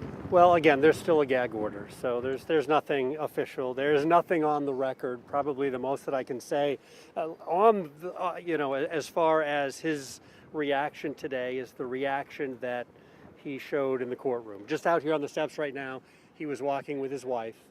And when I said, Mr. Superintendent, how are you? He just took a big, deep breath. Could tell, he's taken this case very personally and been very personally involved over the last 7.5 years. In the courtroom, he and his wife, their hands were clutched. I saw when the verdict was read, he squeezed her hand a little bit tighter. She squeezed his hand back. A few moments later, he put his head down in his hands and he started crying. After the verdict, he reached back and, he squeezed the hand of Becky Patty, Libby's grandmother. He went up, gave hugs to the prosecutors and the entire prosecution team. There's been countless hours put in by state police and the investigators who, not just over the last 2 years since the arrest, but obviously for the 5.5 years even before that, from the day that these girls' bodies were found, that have been working tirelessly on this case. So for Indiana State Police and the investigators who've worked on this case, obviously, I don't know if victory is the correct word today because nothing is going to bring back Abby and Libby, but as far as justice. Hey, Allison, nice to see you. As the daughter of a victim and her perpetrator, I know that shame regardless. Justice for the victim is paramount. Agreed. This was the verdict they were looking for, and these were the words that they hoped Judge Gall would read after the jury came back this afternoon. It was such a... Are you guys getting bored of this? I don't know. If you're just tuning in, we're watching WTHR's coverage of the verdict of Richard Allen. It was guilty on all counts. Came back today after deliberating, even over the weekend. Has to be a nice surprise for everybody involved. I mean, not everybody involved. I mean, all the Abby Williams family and Libby Germain's family and all the ones who loved Abby and Libby, the community. I know that Richard Allen in the true crime community certainly has his supporters who feel that he's been wrongfully accused. If you notice ABC, we were looking at ABC's coverage, which I thought was some of the worst ever of Richard Allen's conviction. Said he was accused let's look at that again. Hold on. I'll pull this out and I'm going to put it right back in. Just watch the first seconds of it. Hold on a second. I'm going to come back to this. I just want to know how far I am into it if I spaz out. But check out the beginning of this. Breaking news, we take you now to Delphi, Indiana, where a jury has reached a verdict in the trial of a man accused of murdering 2 teenage girls nearly 8 years ago. You may remember this case. This is the trial of Richard Allen, who pled not guilty to the murder of 2 teenage girls, and the jury. Right, he's accused. As they're saying he's just been convicted, he's still accused. He pled not guilty. Those are all the things they're leading with. They want you to know they're most important. You would think that he got convicted on all counts was most important. But they want to let you know that he's been accused. He pled not guilty. I mean, I love the way our press hammers that home. He always maintained his innocence, as if that's something unusual. As if it were, as if it's not more unusual to say, I did it, stand up and say, I did it. Like this guy did 60 plus times, Richard Allen. But apparently that has no bearing anyway. Oh, wow. Is it frozen? Woo-hoo.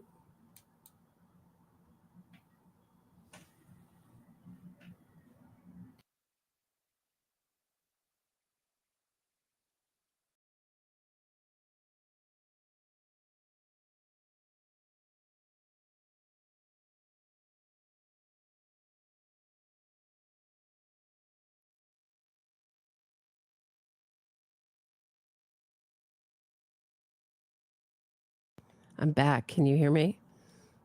That just froze. I'm sorry. Everything just froze. Let me pull up my video files. Sorry about that, guys. You're just tuning in.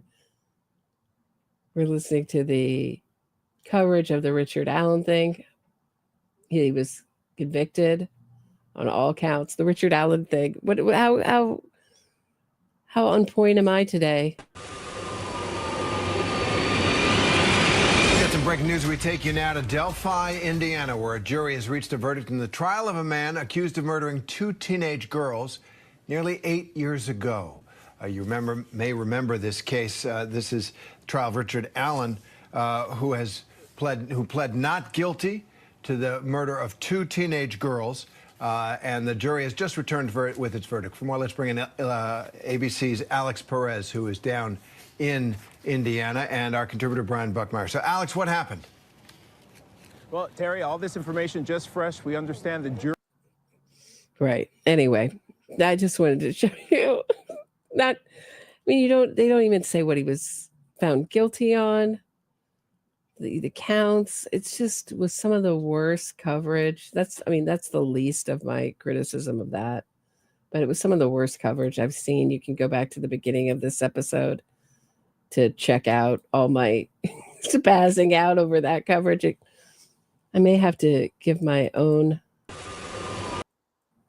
Now we're watching WTHR. Let me know if you get bored, if you've had enough. Certainly long. We were about 26 minutes in when we left off. Here we go. After the girls' bodies were discovered, and after that, things really changed. And when you would come here years later to do different follow-up stories before there had been a break in the case or an arrest, if you talk to the young people that had gone to school with Abby and Libby, they would tell you how their lives had changed, that their parents were less willing to just kind of let them go for a walk in the woods. And I was just kind of looking at the day today and the blue sky and the temperature, and I remember it being like that on February 13th. February 14th, the next day, very different. It was dark. It was freezing. When you're talking about Doug Carter and his involvement, I remember him coming in on the state police helicopter. All right, you want to see the press conference? Hold on. Let me remove this. Hold on one second. Make sure I have it. Let me just share my screen.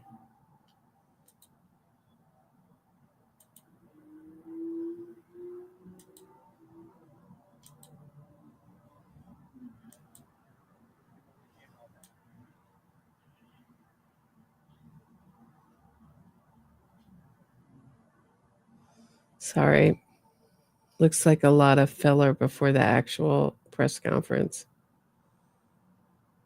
Am I wrong?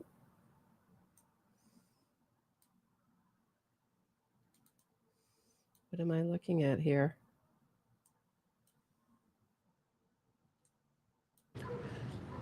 How are you feeling? Huh.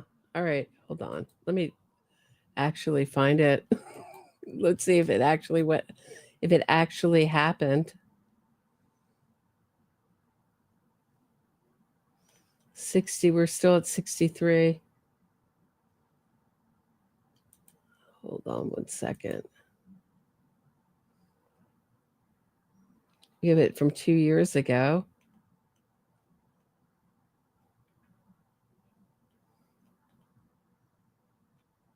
Crowd reacts. We have the original press conference when they found it. Guilty. All charges, same thing. Yeah, it looks like it just didn't happen. I don't know. I can go through the footage again, but it looks like they had the microphones all set up, waiting for someone to come out and talk. And it looks like it didn't happen. Did you watch it? Okay. Getting out to give the press conference and talk about that. It landed in a field right across from the Meyer's entrance. I'm going to investigate this as I play this, okay? I'm on it. I'm trying to find the press conference the girls for you. had got dropped off that day, and so when every time there was an update and a press conference, you would see Doug Carter come out and address the media and the public when they released that second sketch. Him saying, "I remember," and this made everyone's the hair on their arms stand up when he looked in the camera and said, "We believe you might be in this room hiding in plain sight. We believe you are in this community hiding in plain sight. You might even be in this room." And I remember that day, everyone kind of looked around at each other. So to hear Doug Carter, to hear his reaction in that courtroom, that tracks. And I think it's one of the interesting things to point out here that was emphasized by prosecutor Nick McLeland during closing arguments is they had obviously very important video of Bridge Guy that Libby German had captured on her phone. They had folks who placed Bridge Guy along the trails and on the bridge on the day of the murders. And they had a single cartridge at the crime scene that matched, the state said, cycled through Richard Allen's gun after they went back and they re-interviewed him years later because they had remembered that he had said he was out at the scene that day. But that was it. And Nick McLeland told the jury that was... Yeah, it looks like, thanks, Jeri. It looks like they set up for a press conference and it just never happened.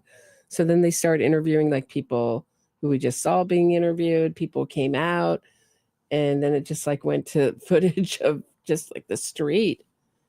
So that appears to be no press conference. Interesting. Was all we were going to have to present to you until Richard Allen went to prison to await his trial and made confession after confession after confession. And one has to wonder today, if it were not for those confessions, would this jury have come back with the same result? That confession to his psychologist, Dr. Monica Walla, talking about that, you know, according to her, that when he was talking to her and confessing to her, he had said he had, you know, taken the girls off the bridge and had just planned to rape them, and then he got scared off by a van and took them then across the creek and killed them, and it was that van. So I'm just curious, for the people who think that Richard Allen, that they didn't get the right guy here, why would you think that he would confess 61 times or 63 times or 60 plus times? Patty says 61. I trust her, from Patty's Playhouse, the great Patty. Why would you think that he would confess so many times? Obviously against his best self-interest. Do you believe that he was really just mentally gone, or... I'd love to, you know, I can put out, someone wants to come on and talk about it. I can put on an invite in the, hold on. I'm going to put an invite in the chat here. Someone wants to come on, you can turn off your camera and talk about it with me in the chat. But I'm curious to hear the other side. I mean, once you get past a couple confessions and insisting, you know, I mean, and you have the supporting evidence of the ballistic evidence, and the guy in the van I found very convincing.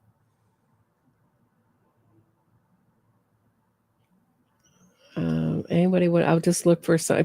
Anyone who wants to come in and talk about it, the invite is in the chat. Detail that investigators said. Watch me get like some pro Karen Reed crazy in here. Some kind of trolling person in here. It's only a detail that the killer would know. So, and then of course they, you know, talked to a man, Brad Weber, that lives in that area, that drives a van, who testified, at least during the trial, that he did drive home. He did come home from work that day. He was driving a van, and it would have fit the timeline of when, you know, the state police say that Bridge Guy had taken the girls off the bridge. So that van, I think, was a... So anybody wants to come on and talk the other side. The link is in the chat. I'll just, throw you up. You can turn off your camera if you want. A key part, wouldn't you say? I would love to be inside the minds of those jurors. They listened to so much testimony. They reviewed so many exhibits. They got so much information, contradictory information from both sides. And it is possible that we will have a chance to talk to some of the jurors later. But I would imagine many of them, if not most of them, if not all of them, would very much like to go back. Hey, Jude, you got to connect your devices. You're not connected. So go out and reconnect, because I can't put you on, because you have to make sure that your audio and just, your audio, and just turn off your camera. But you're totally unconnected. So I can see you here at the bottom. I'd love to put you on. Hey, Pat Brooks, just leave. I might boot you out. I don't know if I can. I'm going to kick you from the studio. Okay, you booted yourself out. Good. Glad I didn't. Oh, Pat Brooks. Very generous of you. Thank you. Roberta, thank you for covering the verdict. I'm so glad the jurors got it right. Me too, aren't you, right? Justice for Abby and Libby. It's so touching to see the interviews, especially that one woman. I don't know. She's like, I just put out a little picture. It was so sweet. The KR toxic trial, thank the Lord, didn't affect the jurors in this case. I pray that John O'Keefe will result in justice next trial. Me too. Fortunately, I'm very frustrated right now, as you can hear with my Karen Reed coverage. I don't feel like our side is putting up a very good argument and presenting ourselves very well,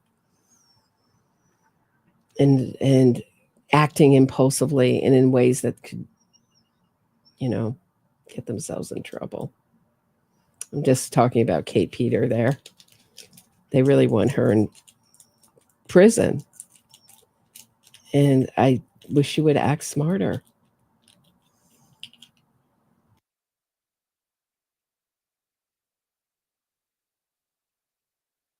Did Hey Jude get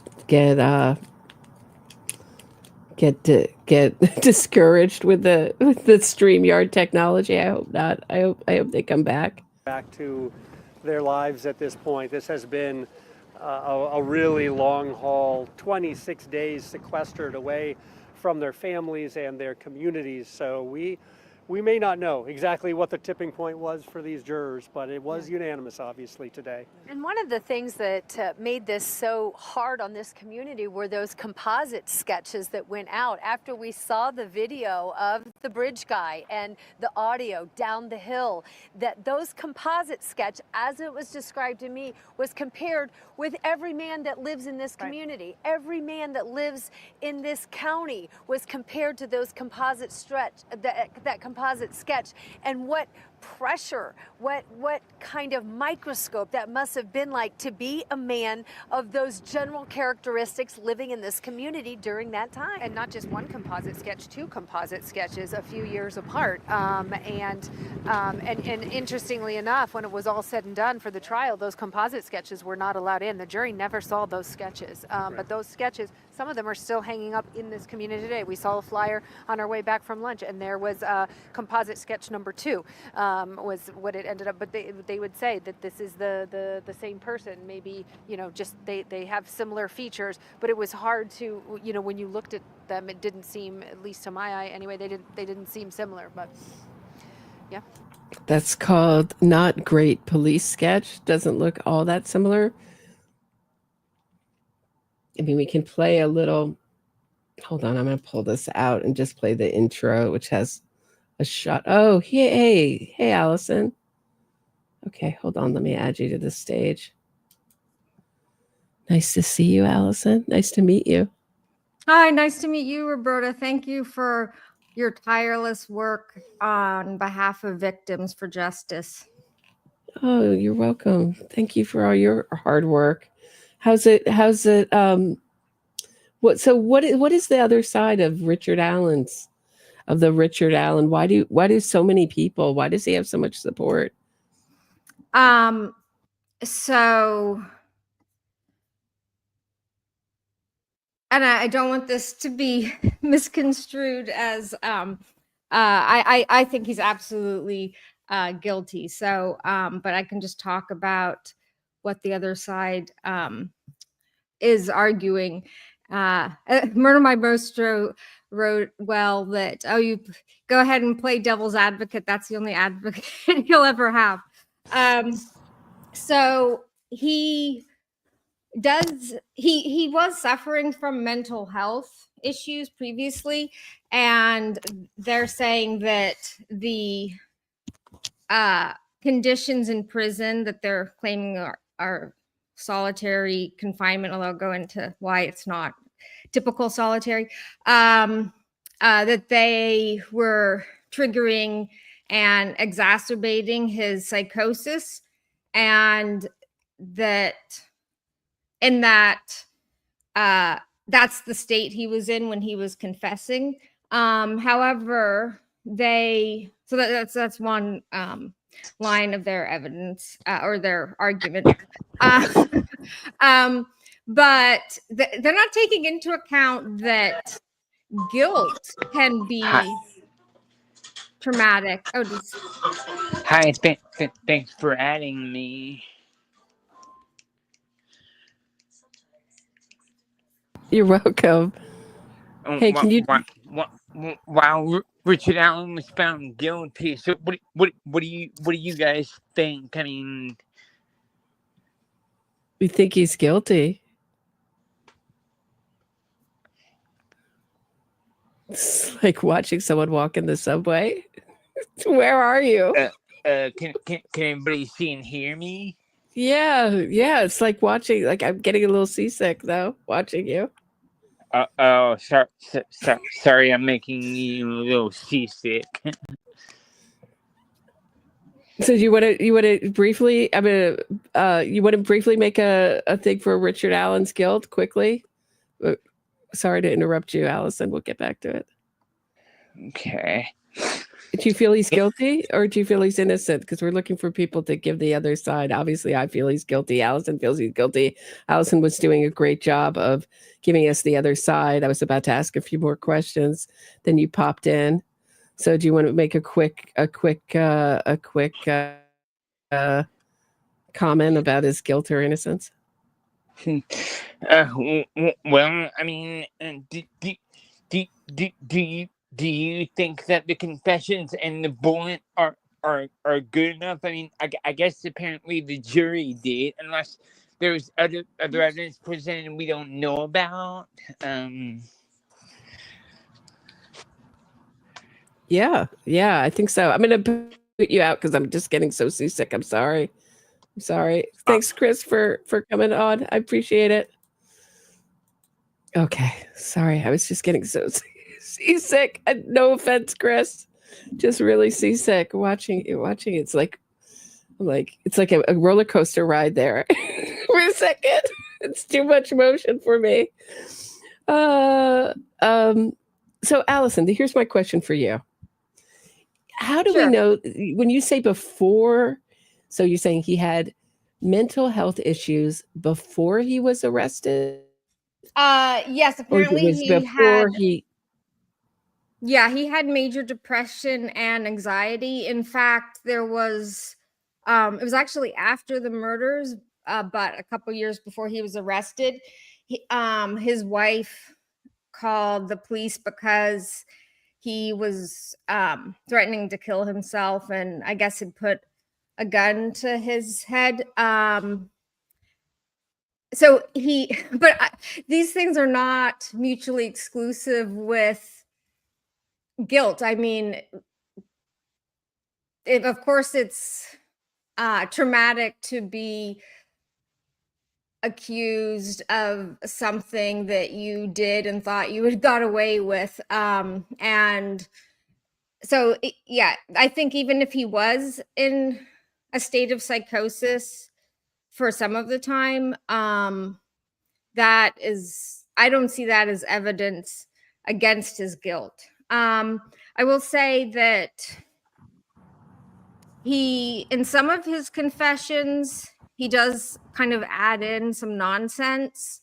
But in most of his confessions, apparently from what was played in court, like he was very lucid. And in fact, as you mentioned, added the detail about the van.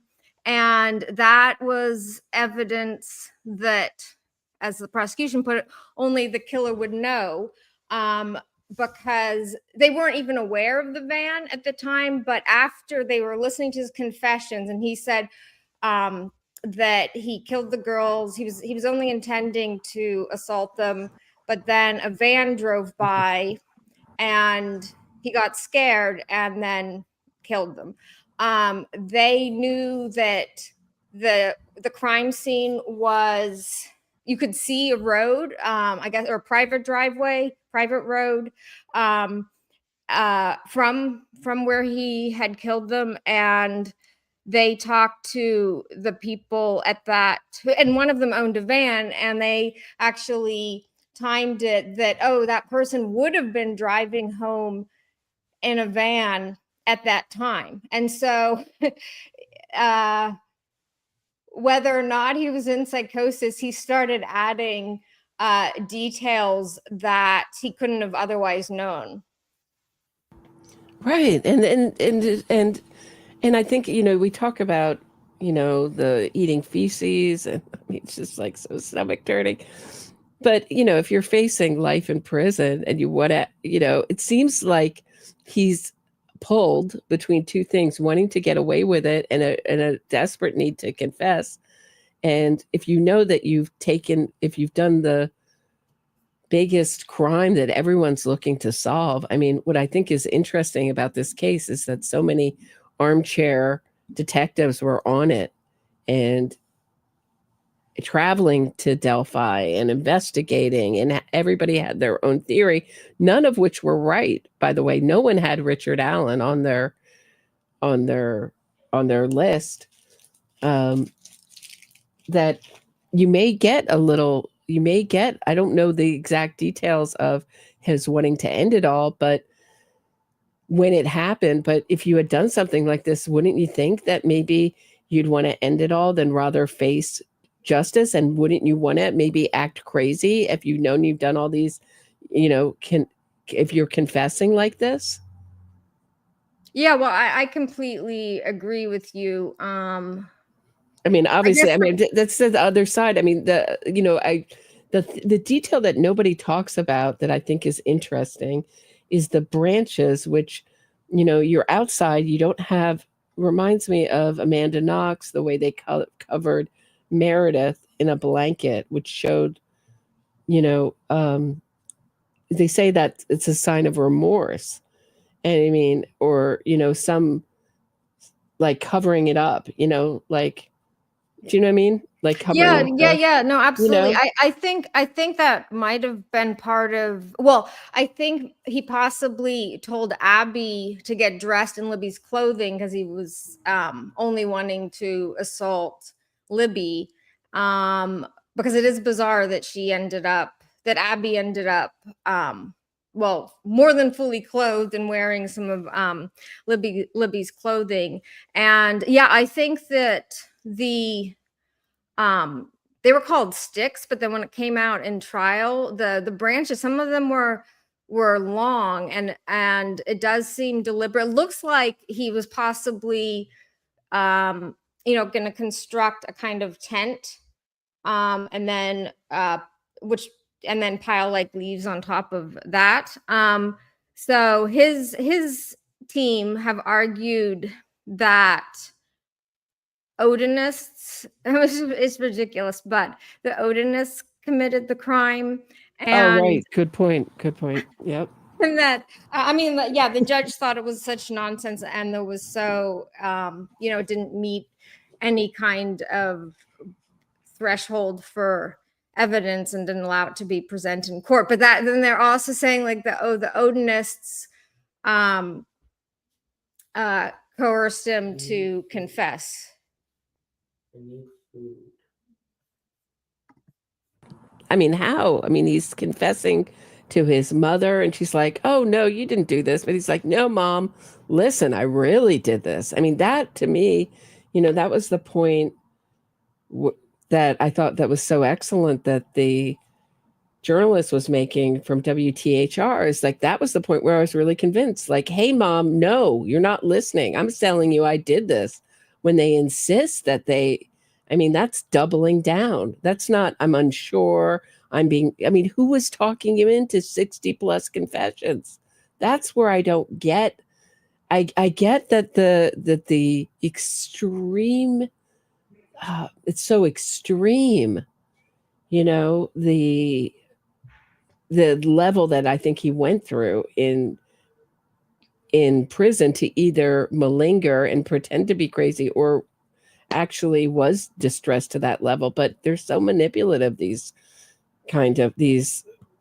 accused of people are accused of these kind of crimes, that is, excuse me for not trusting him to be rightfully crazy. Because I heard Hidden True Crimes version of, we didn't get to see, I'm glad they didn't have cameras in the courtroom in this case.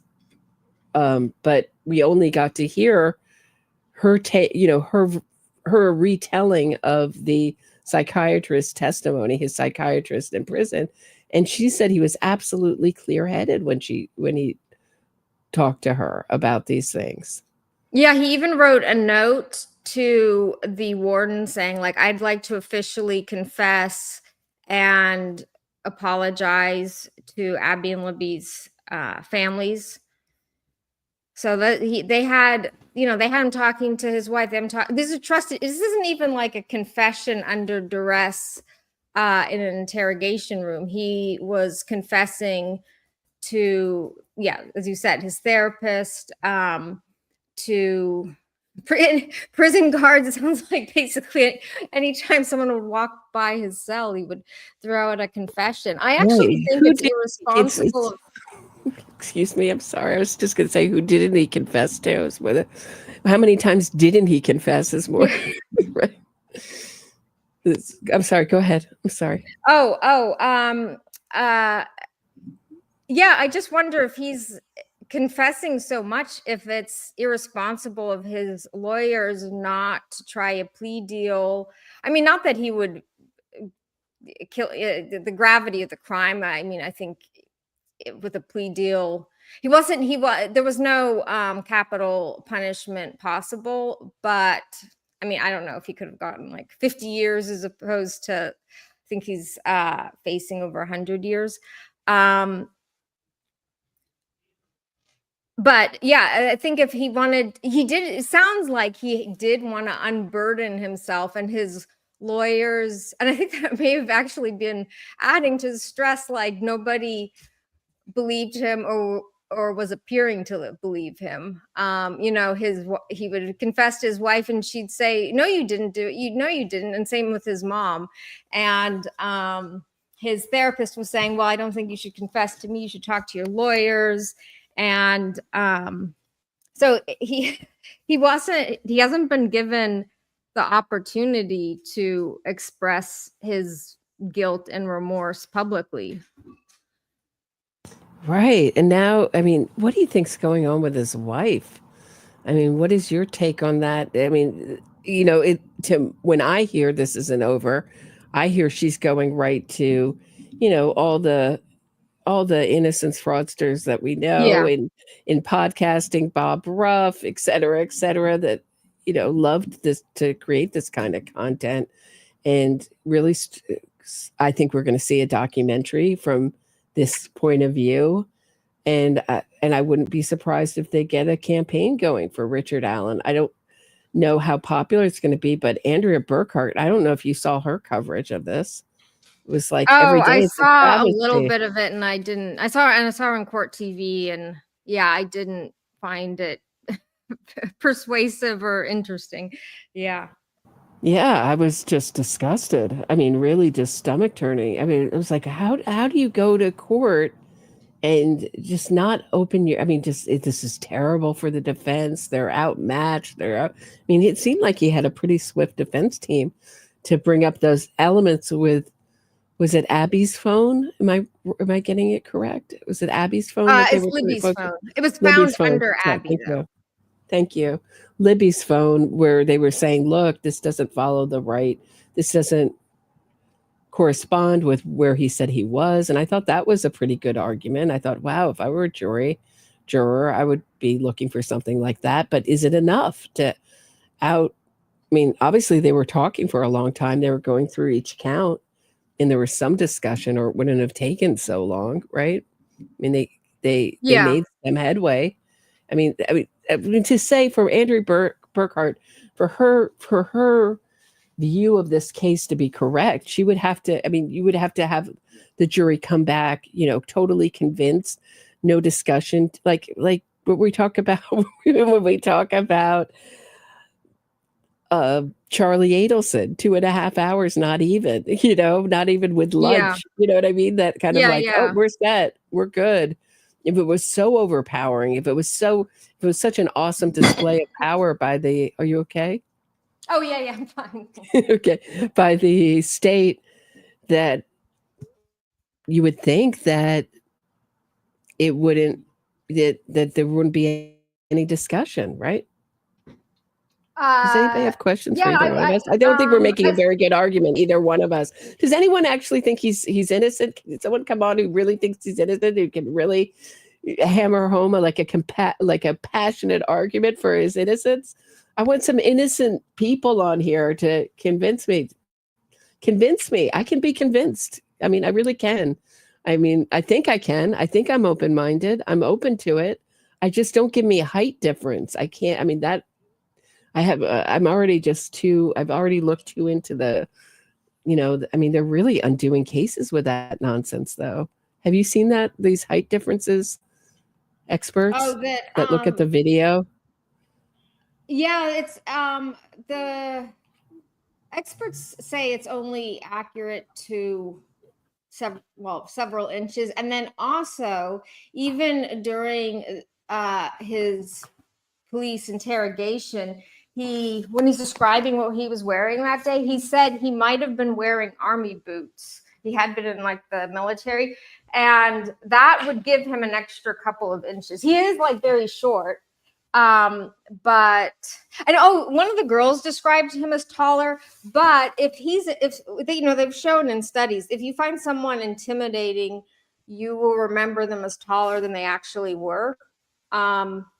So yeah, I don't find the height arguments convincing. In terms of his wife, you asked about that. Well, I definitely think his wife is in denial. I think that if you hear the police interrogation, he, like before he was, actually arrested, so they let her come into the room. She's been questioned by the police, and she says she sounds skeptical of him and his innocence. He said, "You told me you weren't on the bridge that day." Like he admitted to being on the trail, but you weren't on the bridge. And how did your bullet get there? And she seems to, be questioning his innocence at that point. And he's very manipulative, saying, "Oh, I couldn't have done this."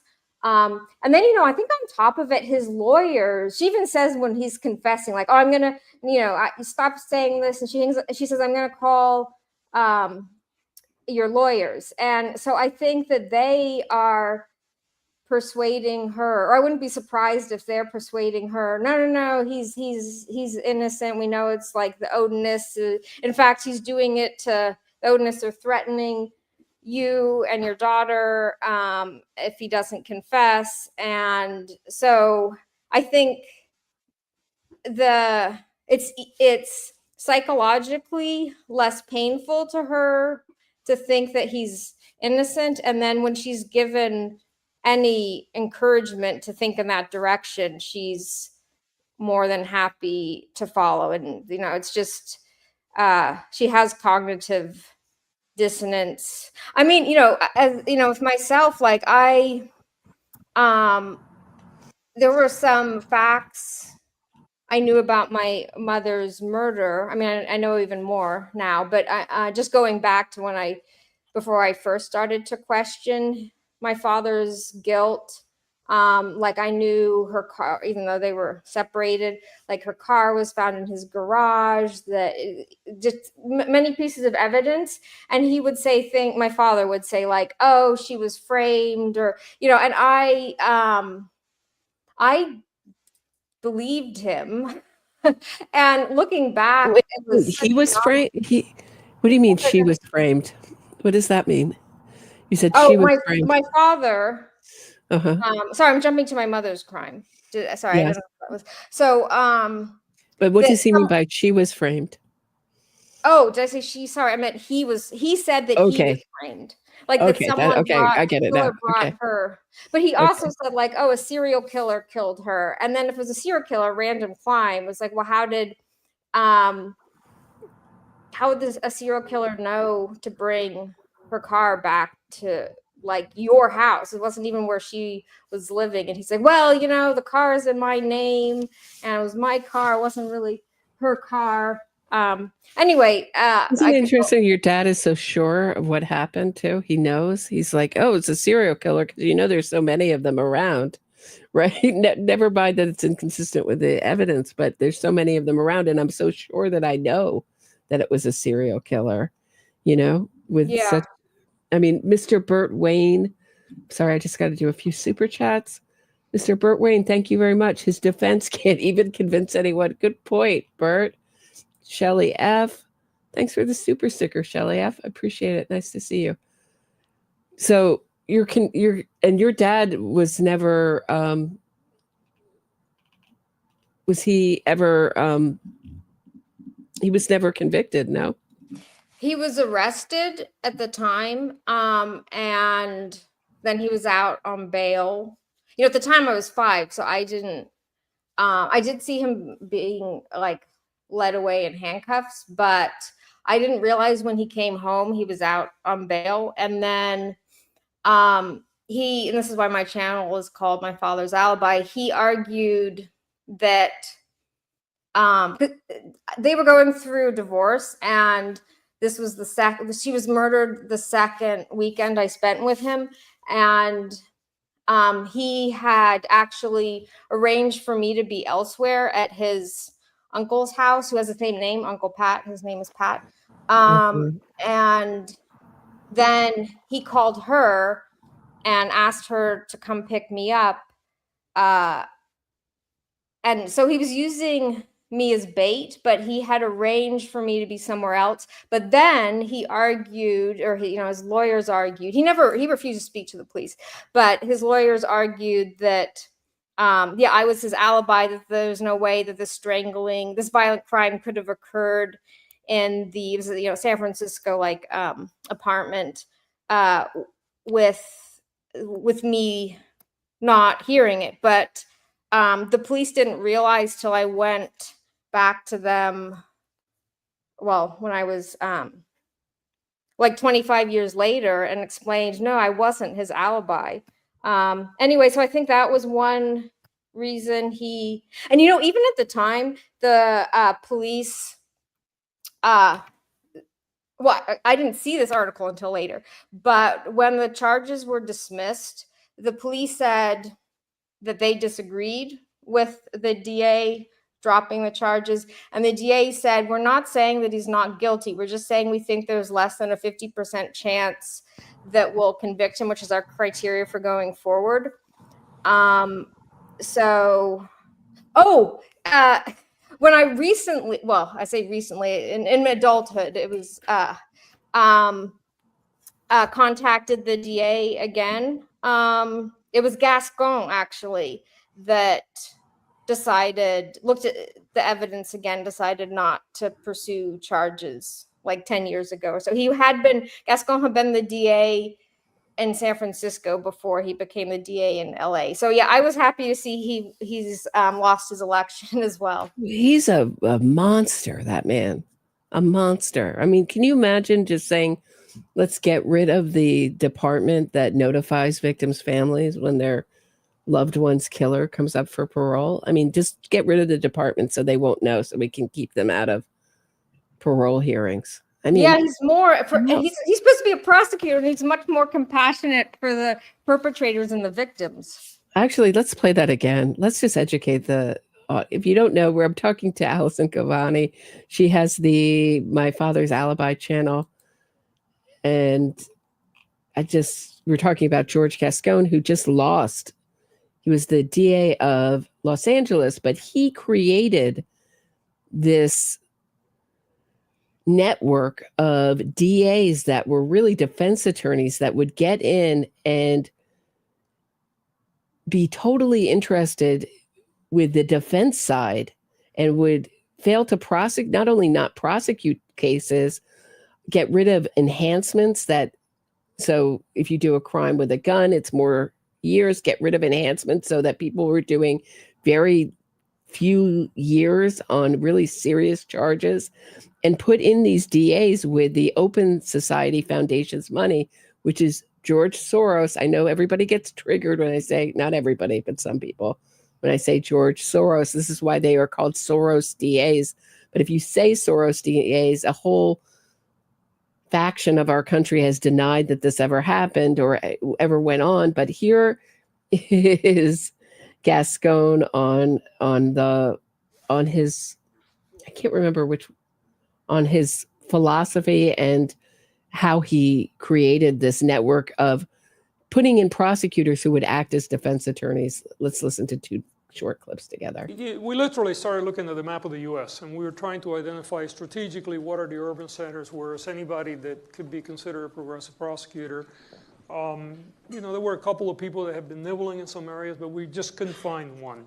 So one of the conversations was then, how do we go about creating a movement here, which actually eventually led to Open Societies Foundation, which is a George Soros Foundation, putting almost $50 million in 2014 through the ACLU to begin the movement. And you know, people like Larry Krasner and others came to my office while they were running for office. In some cases, we identified people to run for office, and then many would come in after getting elected. They send their people in. So like, for instance, Larry's number 2, at one point spent almost a month going in and out of my office. So one of the prosecutors that got some of that Open Society Foundation was the prosecutor after Gascon was Chesa Boudin, who's the Weather Underground terrorist son. And he did such a bad job, was so pro-criminal that he was recalled in, you know, left of the left San Francisco. They couldn't take it. So George Gascon, I know if you couldn't hear him because he does sound a little bit like Kermit the Frog, what he was saying was he took $50 million from the Open Society Foundation and looked at a map and ran prosecutors all over the country. So Marilyn Mosby is one in Baltimore. Chesa Boudin was one in San Francisco. Larry Krasner in Philadelphia. There's a map you can look at. If you look up Soros prosecutors map, there's a map where you can see where they're in, who took this money through the ACLU. And so it was like in certain cities like Los Angeles, it was like 2 defense attorneys talking to themselves in court and no one there representing the victim and no one there representing the people. It was such a sinister plan. Like if we had thought up a plan to put in defense attorneys who were really prosecutors, it would be the scandal of the century. Our media would never stop talking about it, and nor would we want to do that. You know, anyone who has respect for our justice system would want to do that. It works in an adversarial manner. So it was so sinister and disgusting. So I'm not surprised, Allison, that Gascon surprisingly, you know, as is his way, didn't want to prosecute your dad.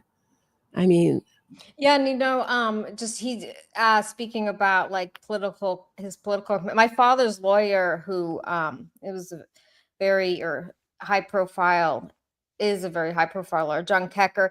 He donated a lot to Gascon's campaign for DA in San Francisco, and people actually mentioned that to me as the reason that Gascon probably didn't even look at the file again. Interesting. Meanwhile, so your dad's lawyer was funding Gascon. Yeah. The connections between these sleazy lawyers is amazing, isn't it? Like they all, even to get anyone to really talk about what's going on in this country, because all these lawyers are connected in some way or another, even as friends or whatever,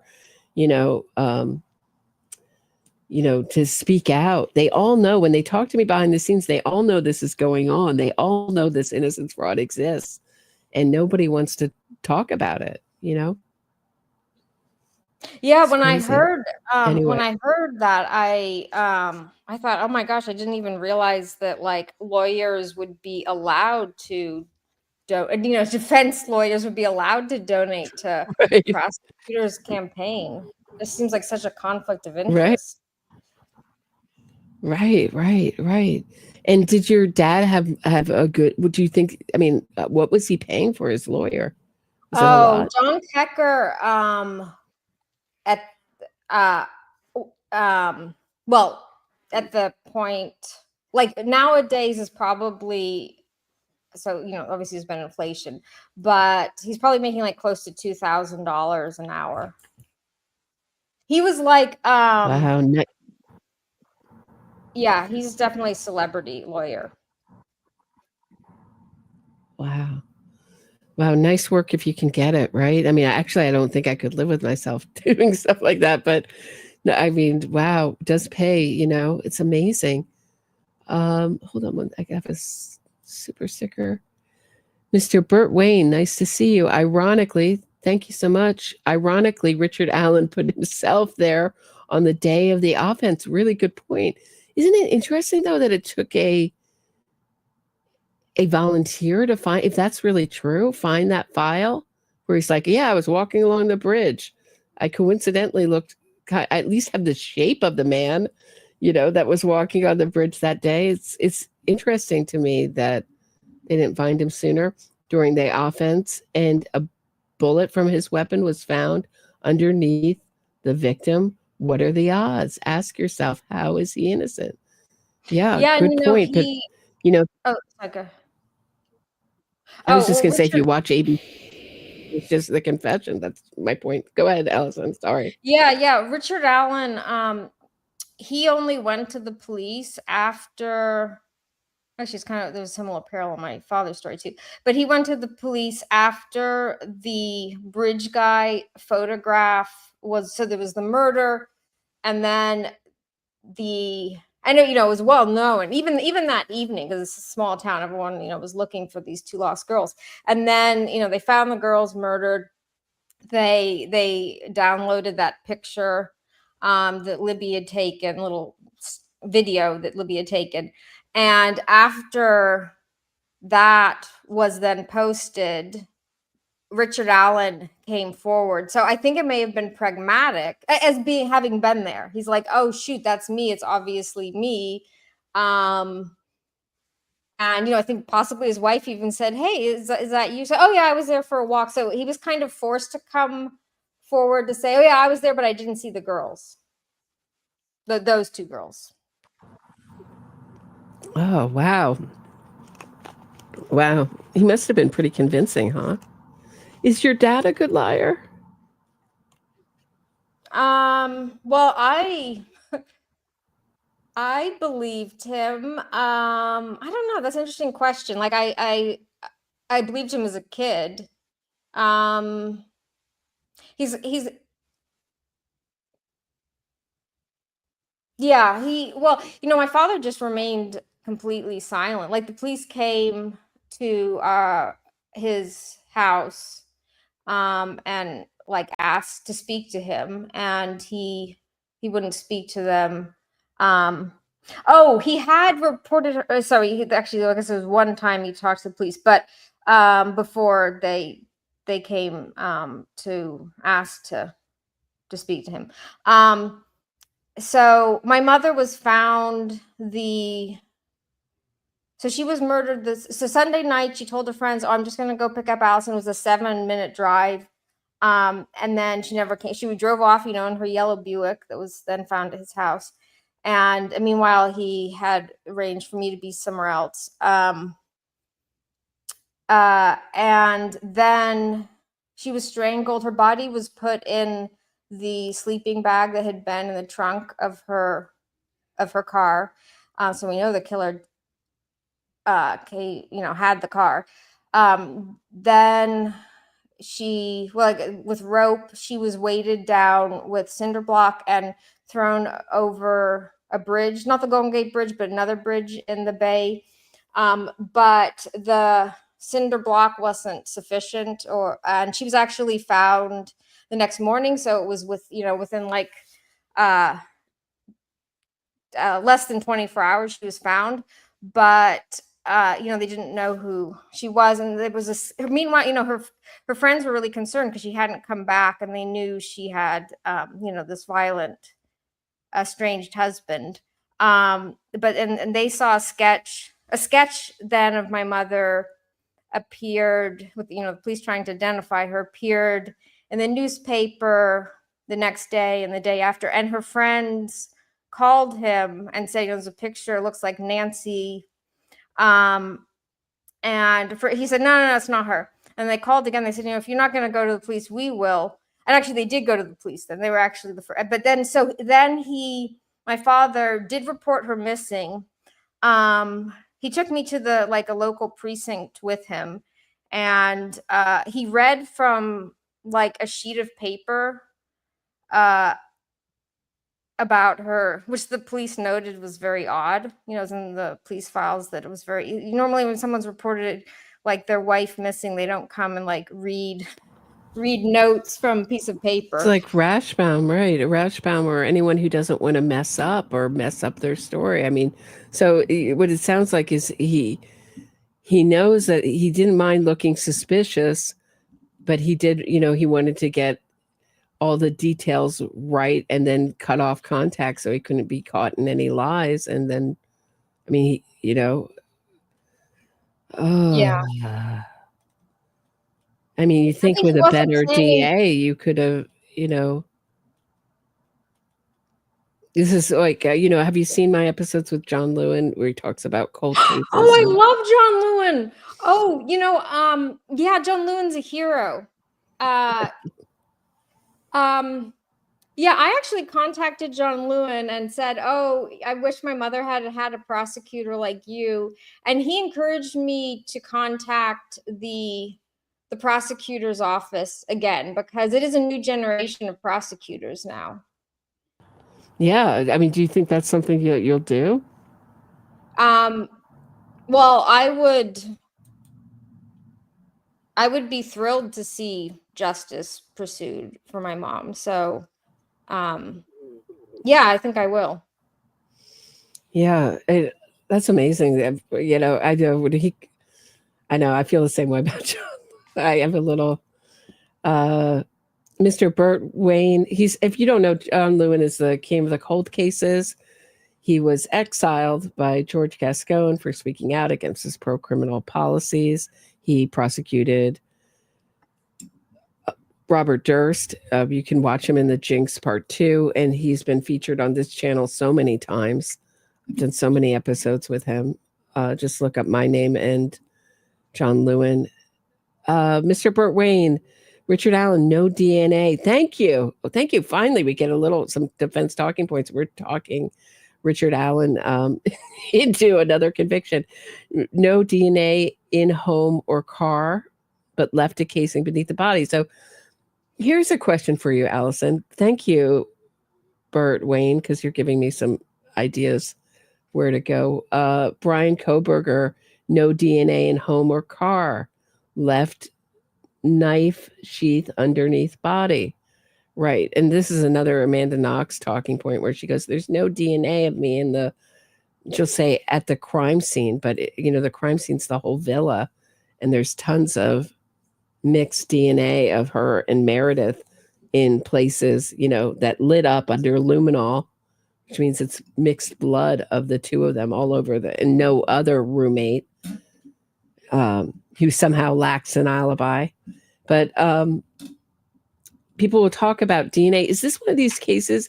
Are we now so conditioned to the idea that only cases can be solved with DNA? Is this where the support, you think, lies with someone like Richard Allen? And do you think that is an obstacle with solving your mom's murder or getting justice for your mom's murder? Is that, it's not a DNA case? I think there is expectation that there will be DNA, but I mean, they achieved a conviction, obviously. So, yeah, it's not a requirement.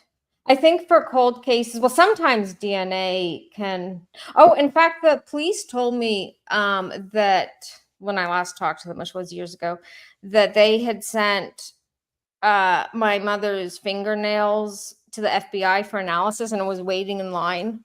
At the time, my husband's actually a geneticist, cancer geneticist, and he said, "Oh, I doubt that." Because she was in the water, depending on how it was preserved, that the murder was in 1982, that there would be viable DNA for analysis. But my husband just said to me recently, techniques have really improved even over the last decade. And they, you should make sure that they have analyzed her, her sample. Right. So that's still preserved. That's good to know. But yeah, I feel like we're just so conditioned to think that, how do we ever solve any crime before 1990, 3, when we really started using DNA regularly. It's amazing that we solved anything before DNA. I think when we hear, there's some cases that just don't, there's no DNA left. Either they wear gloves or it just doesn't transfer. We like to think that it's just, constantly, it's just something that will be there, if the crime was done, and that any DNA will be there, will be attached to the crime. I'm going to just take a quick break, Allison, because I have to, we've been going for a while and I have to take a break, guys, but I'll be back. If anybody wants to come on, or we've been going for a while, but more with Allison. I'm talking to Allison Gavani, My Father's Alibi. Check out her channel. And we're talking also about Richard Allen's conviction. He was convicted on all 4 counts, guilty, big surprise conviction, I think. I was shocked. I didn't think it was going to be all 4 counts. I mean, I thought he was going to be convicted, but I didn't. I would have been surprised by this verdict yesterday. I will be back in 1 minute. Don't go anywhere.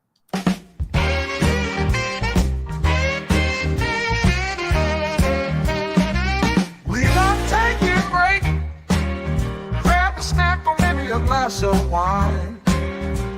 Roberta will be back in no time.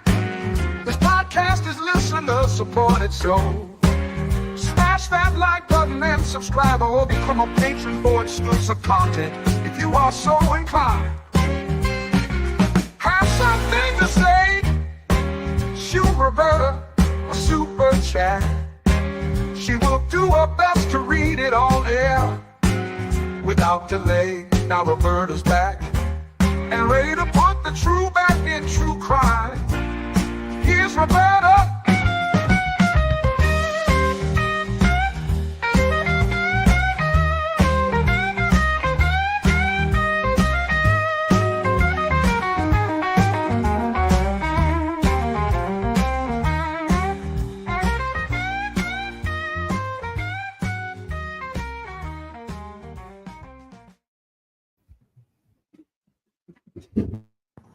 Oh my gosh, I just made it back.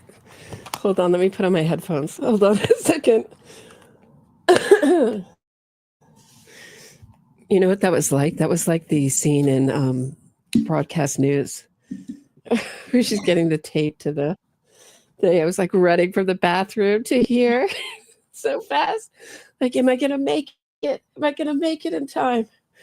Okay. Woo. Okay. Does anyone have anything that we didn't discuss? That Roberta, just to add to your comments about the no DNA, but there was no DNA from any. Well, actually, there was a lab tech's DNA, but besides from the lab tech, so it was obviously contamination. And besides from like a hair from her sister, there was no other like external DNA. And we know someone committed the crime. So it just shows the perpetrator didn't leave DNA. You know, it wasn't like there is another man's DNA who's not Richard Allen.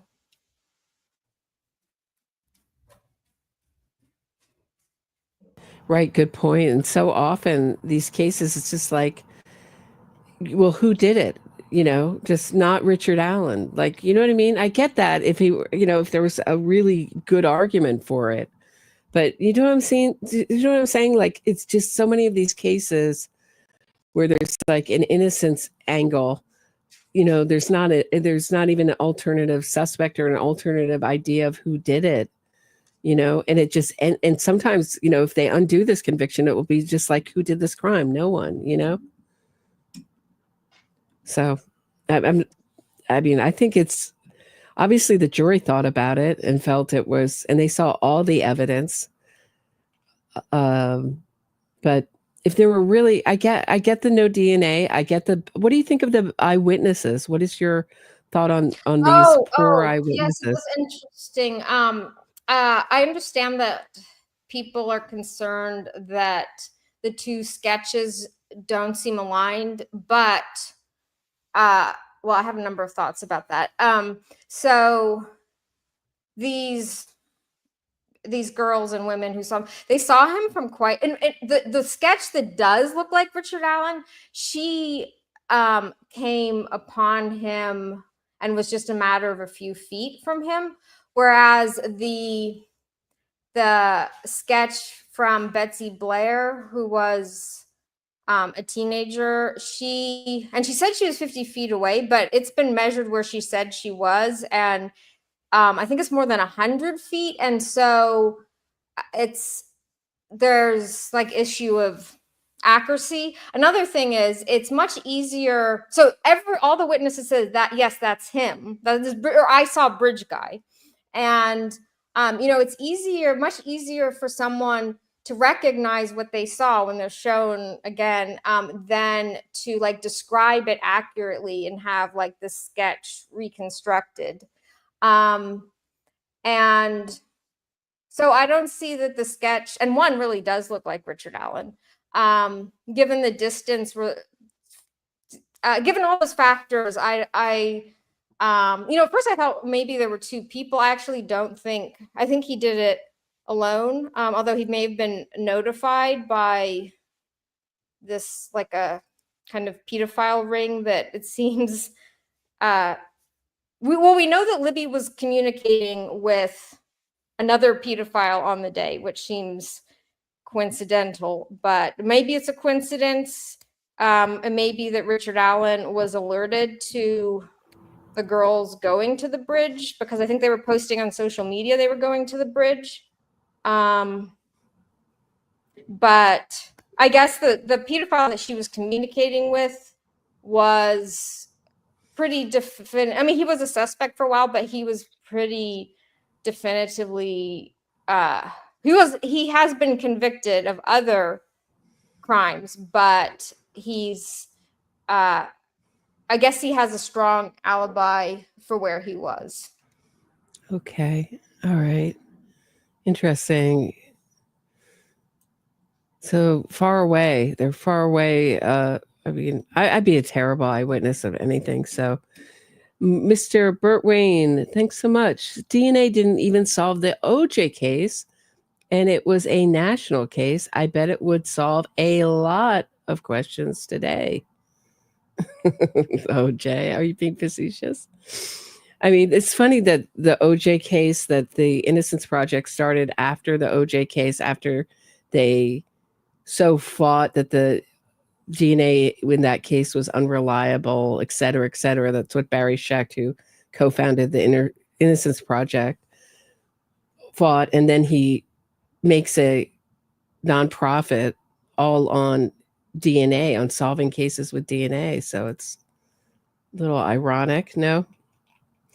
It's this is just the way the Innocence Project goes. Like, it's junk science unless it's the strongest piece of evidence against you. So if it's an eyewitness, then eyewitnesses are not reliable. If it's exculpatory, then an eyewitness saw blah blah blah, and it's totally reliable, and you should get this guy out of prison. If it's a confession, they're not reliable. They're a false confession unless it's exculpatory to your client. Prison snitches, same way. DNA, same way. Planted, unreliable, corrupted. I mean, Yeah. just depends on what I had a guest on, John Collins, who was the first time I heard use the phrase innocence fraud. I'm not exactly sure the origins of the phrase innocence fraud, but the first time I heard anyone use it was John Collins. I had him on, and he has had an article, and he was arguing that the wrongful conviction movement, he called it the wrongful conviction of forensic science. You can find the episode under that name, Wrongful Conviction of Forensic Science. And my point was, like, I don't think my argument to him was, I don't think it's just forensic science that's being denigrated. I think it's and argued against and being made to look like junk science. Like, they have no problem with this height difference thing. They're having a field day with it because, for those in the audience who are new to the subject of innocence fraud, who are asking themselves, well, what would be the point of purposely getting out a guilty client?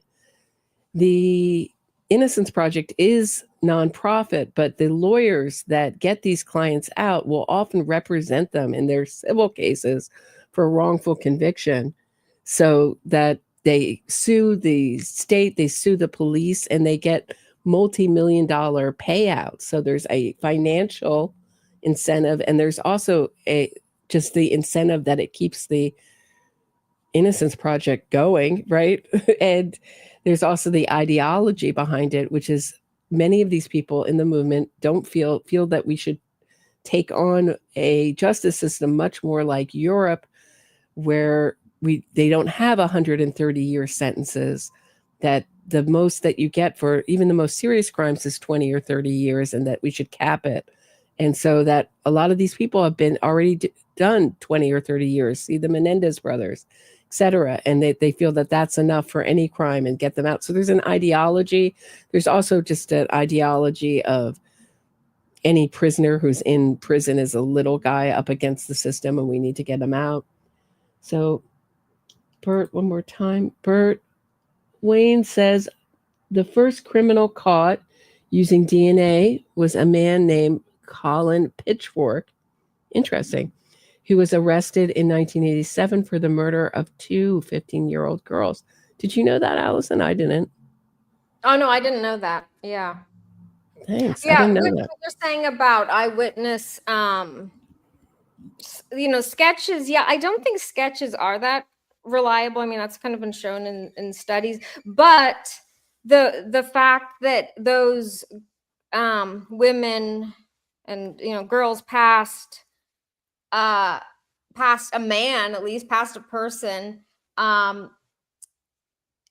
Richard Allen says he passed the three girls himself. And so the fact that they passed someone knowing that Richard Allen passed them, and the positions on the like Gray Hughes, I don't know if you've seen his channel, but Gray Hughes investigates, plots the timeline of when people passed each other. So if nothing else, just the fact that there was bridge guy or a man on the bridge at this point and that point is consistent with when Richard Allen places himself there, and when the girls, their phone evidence.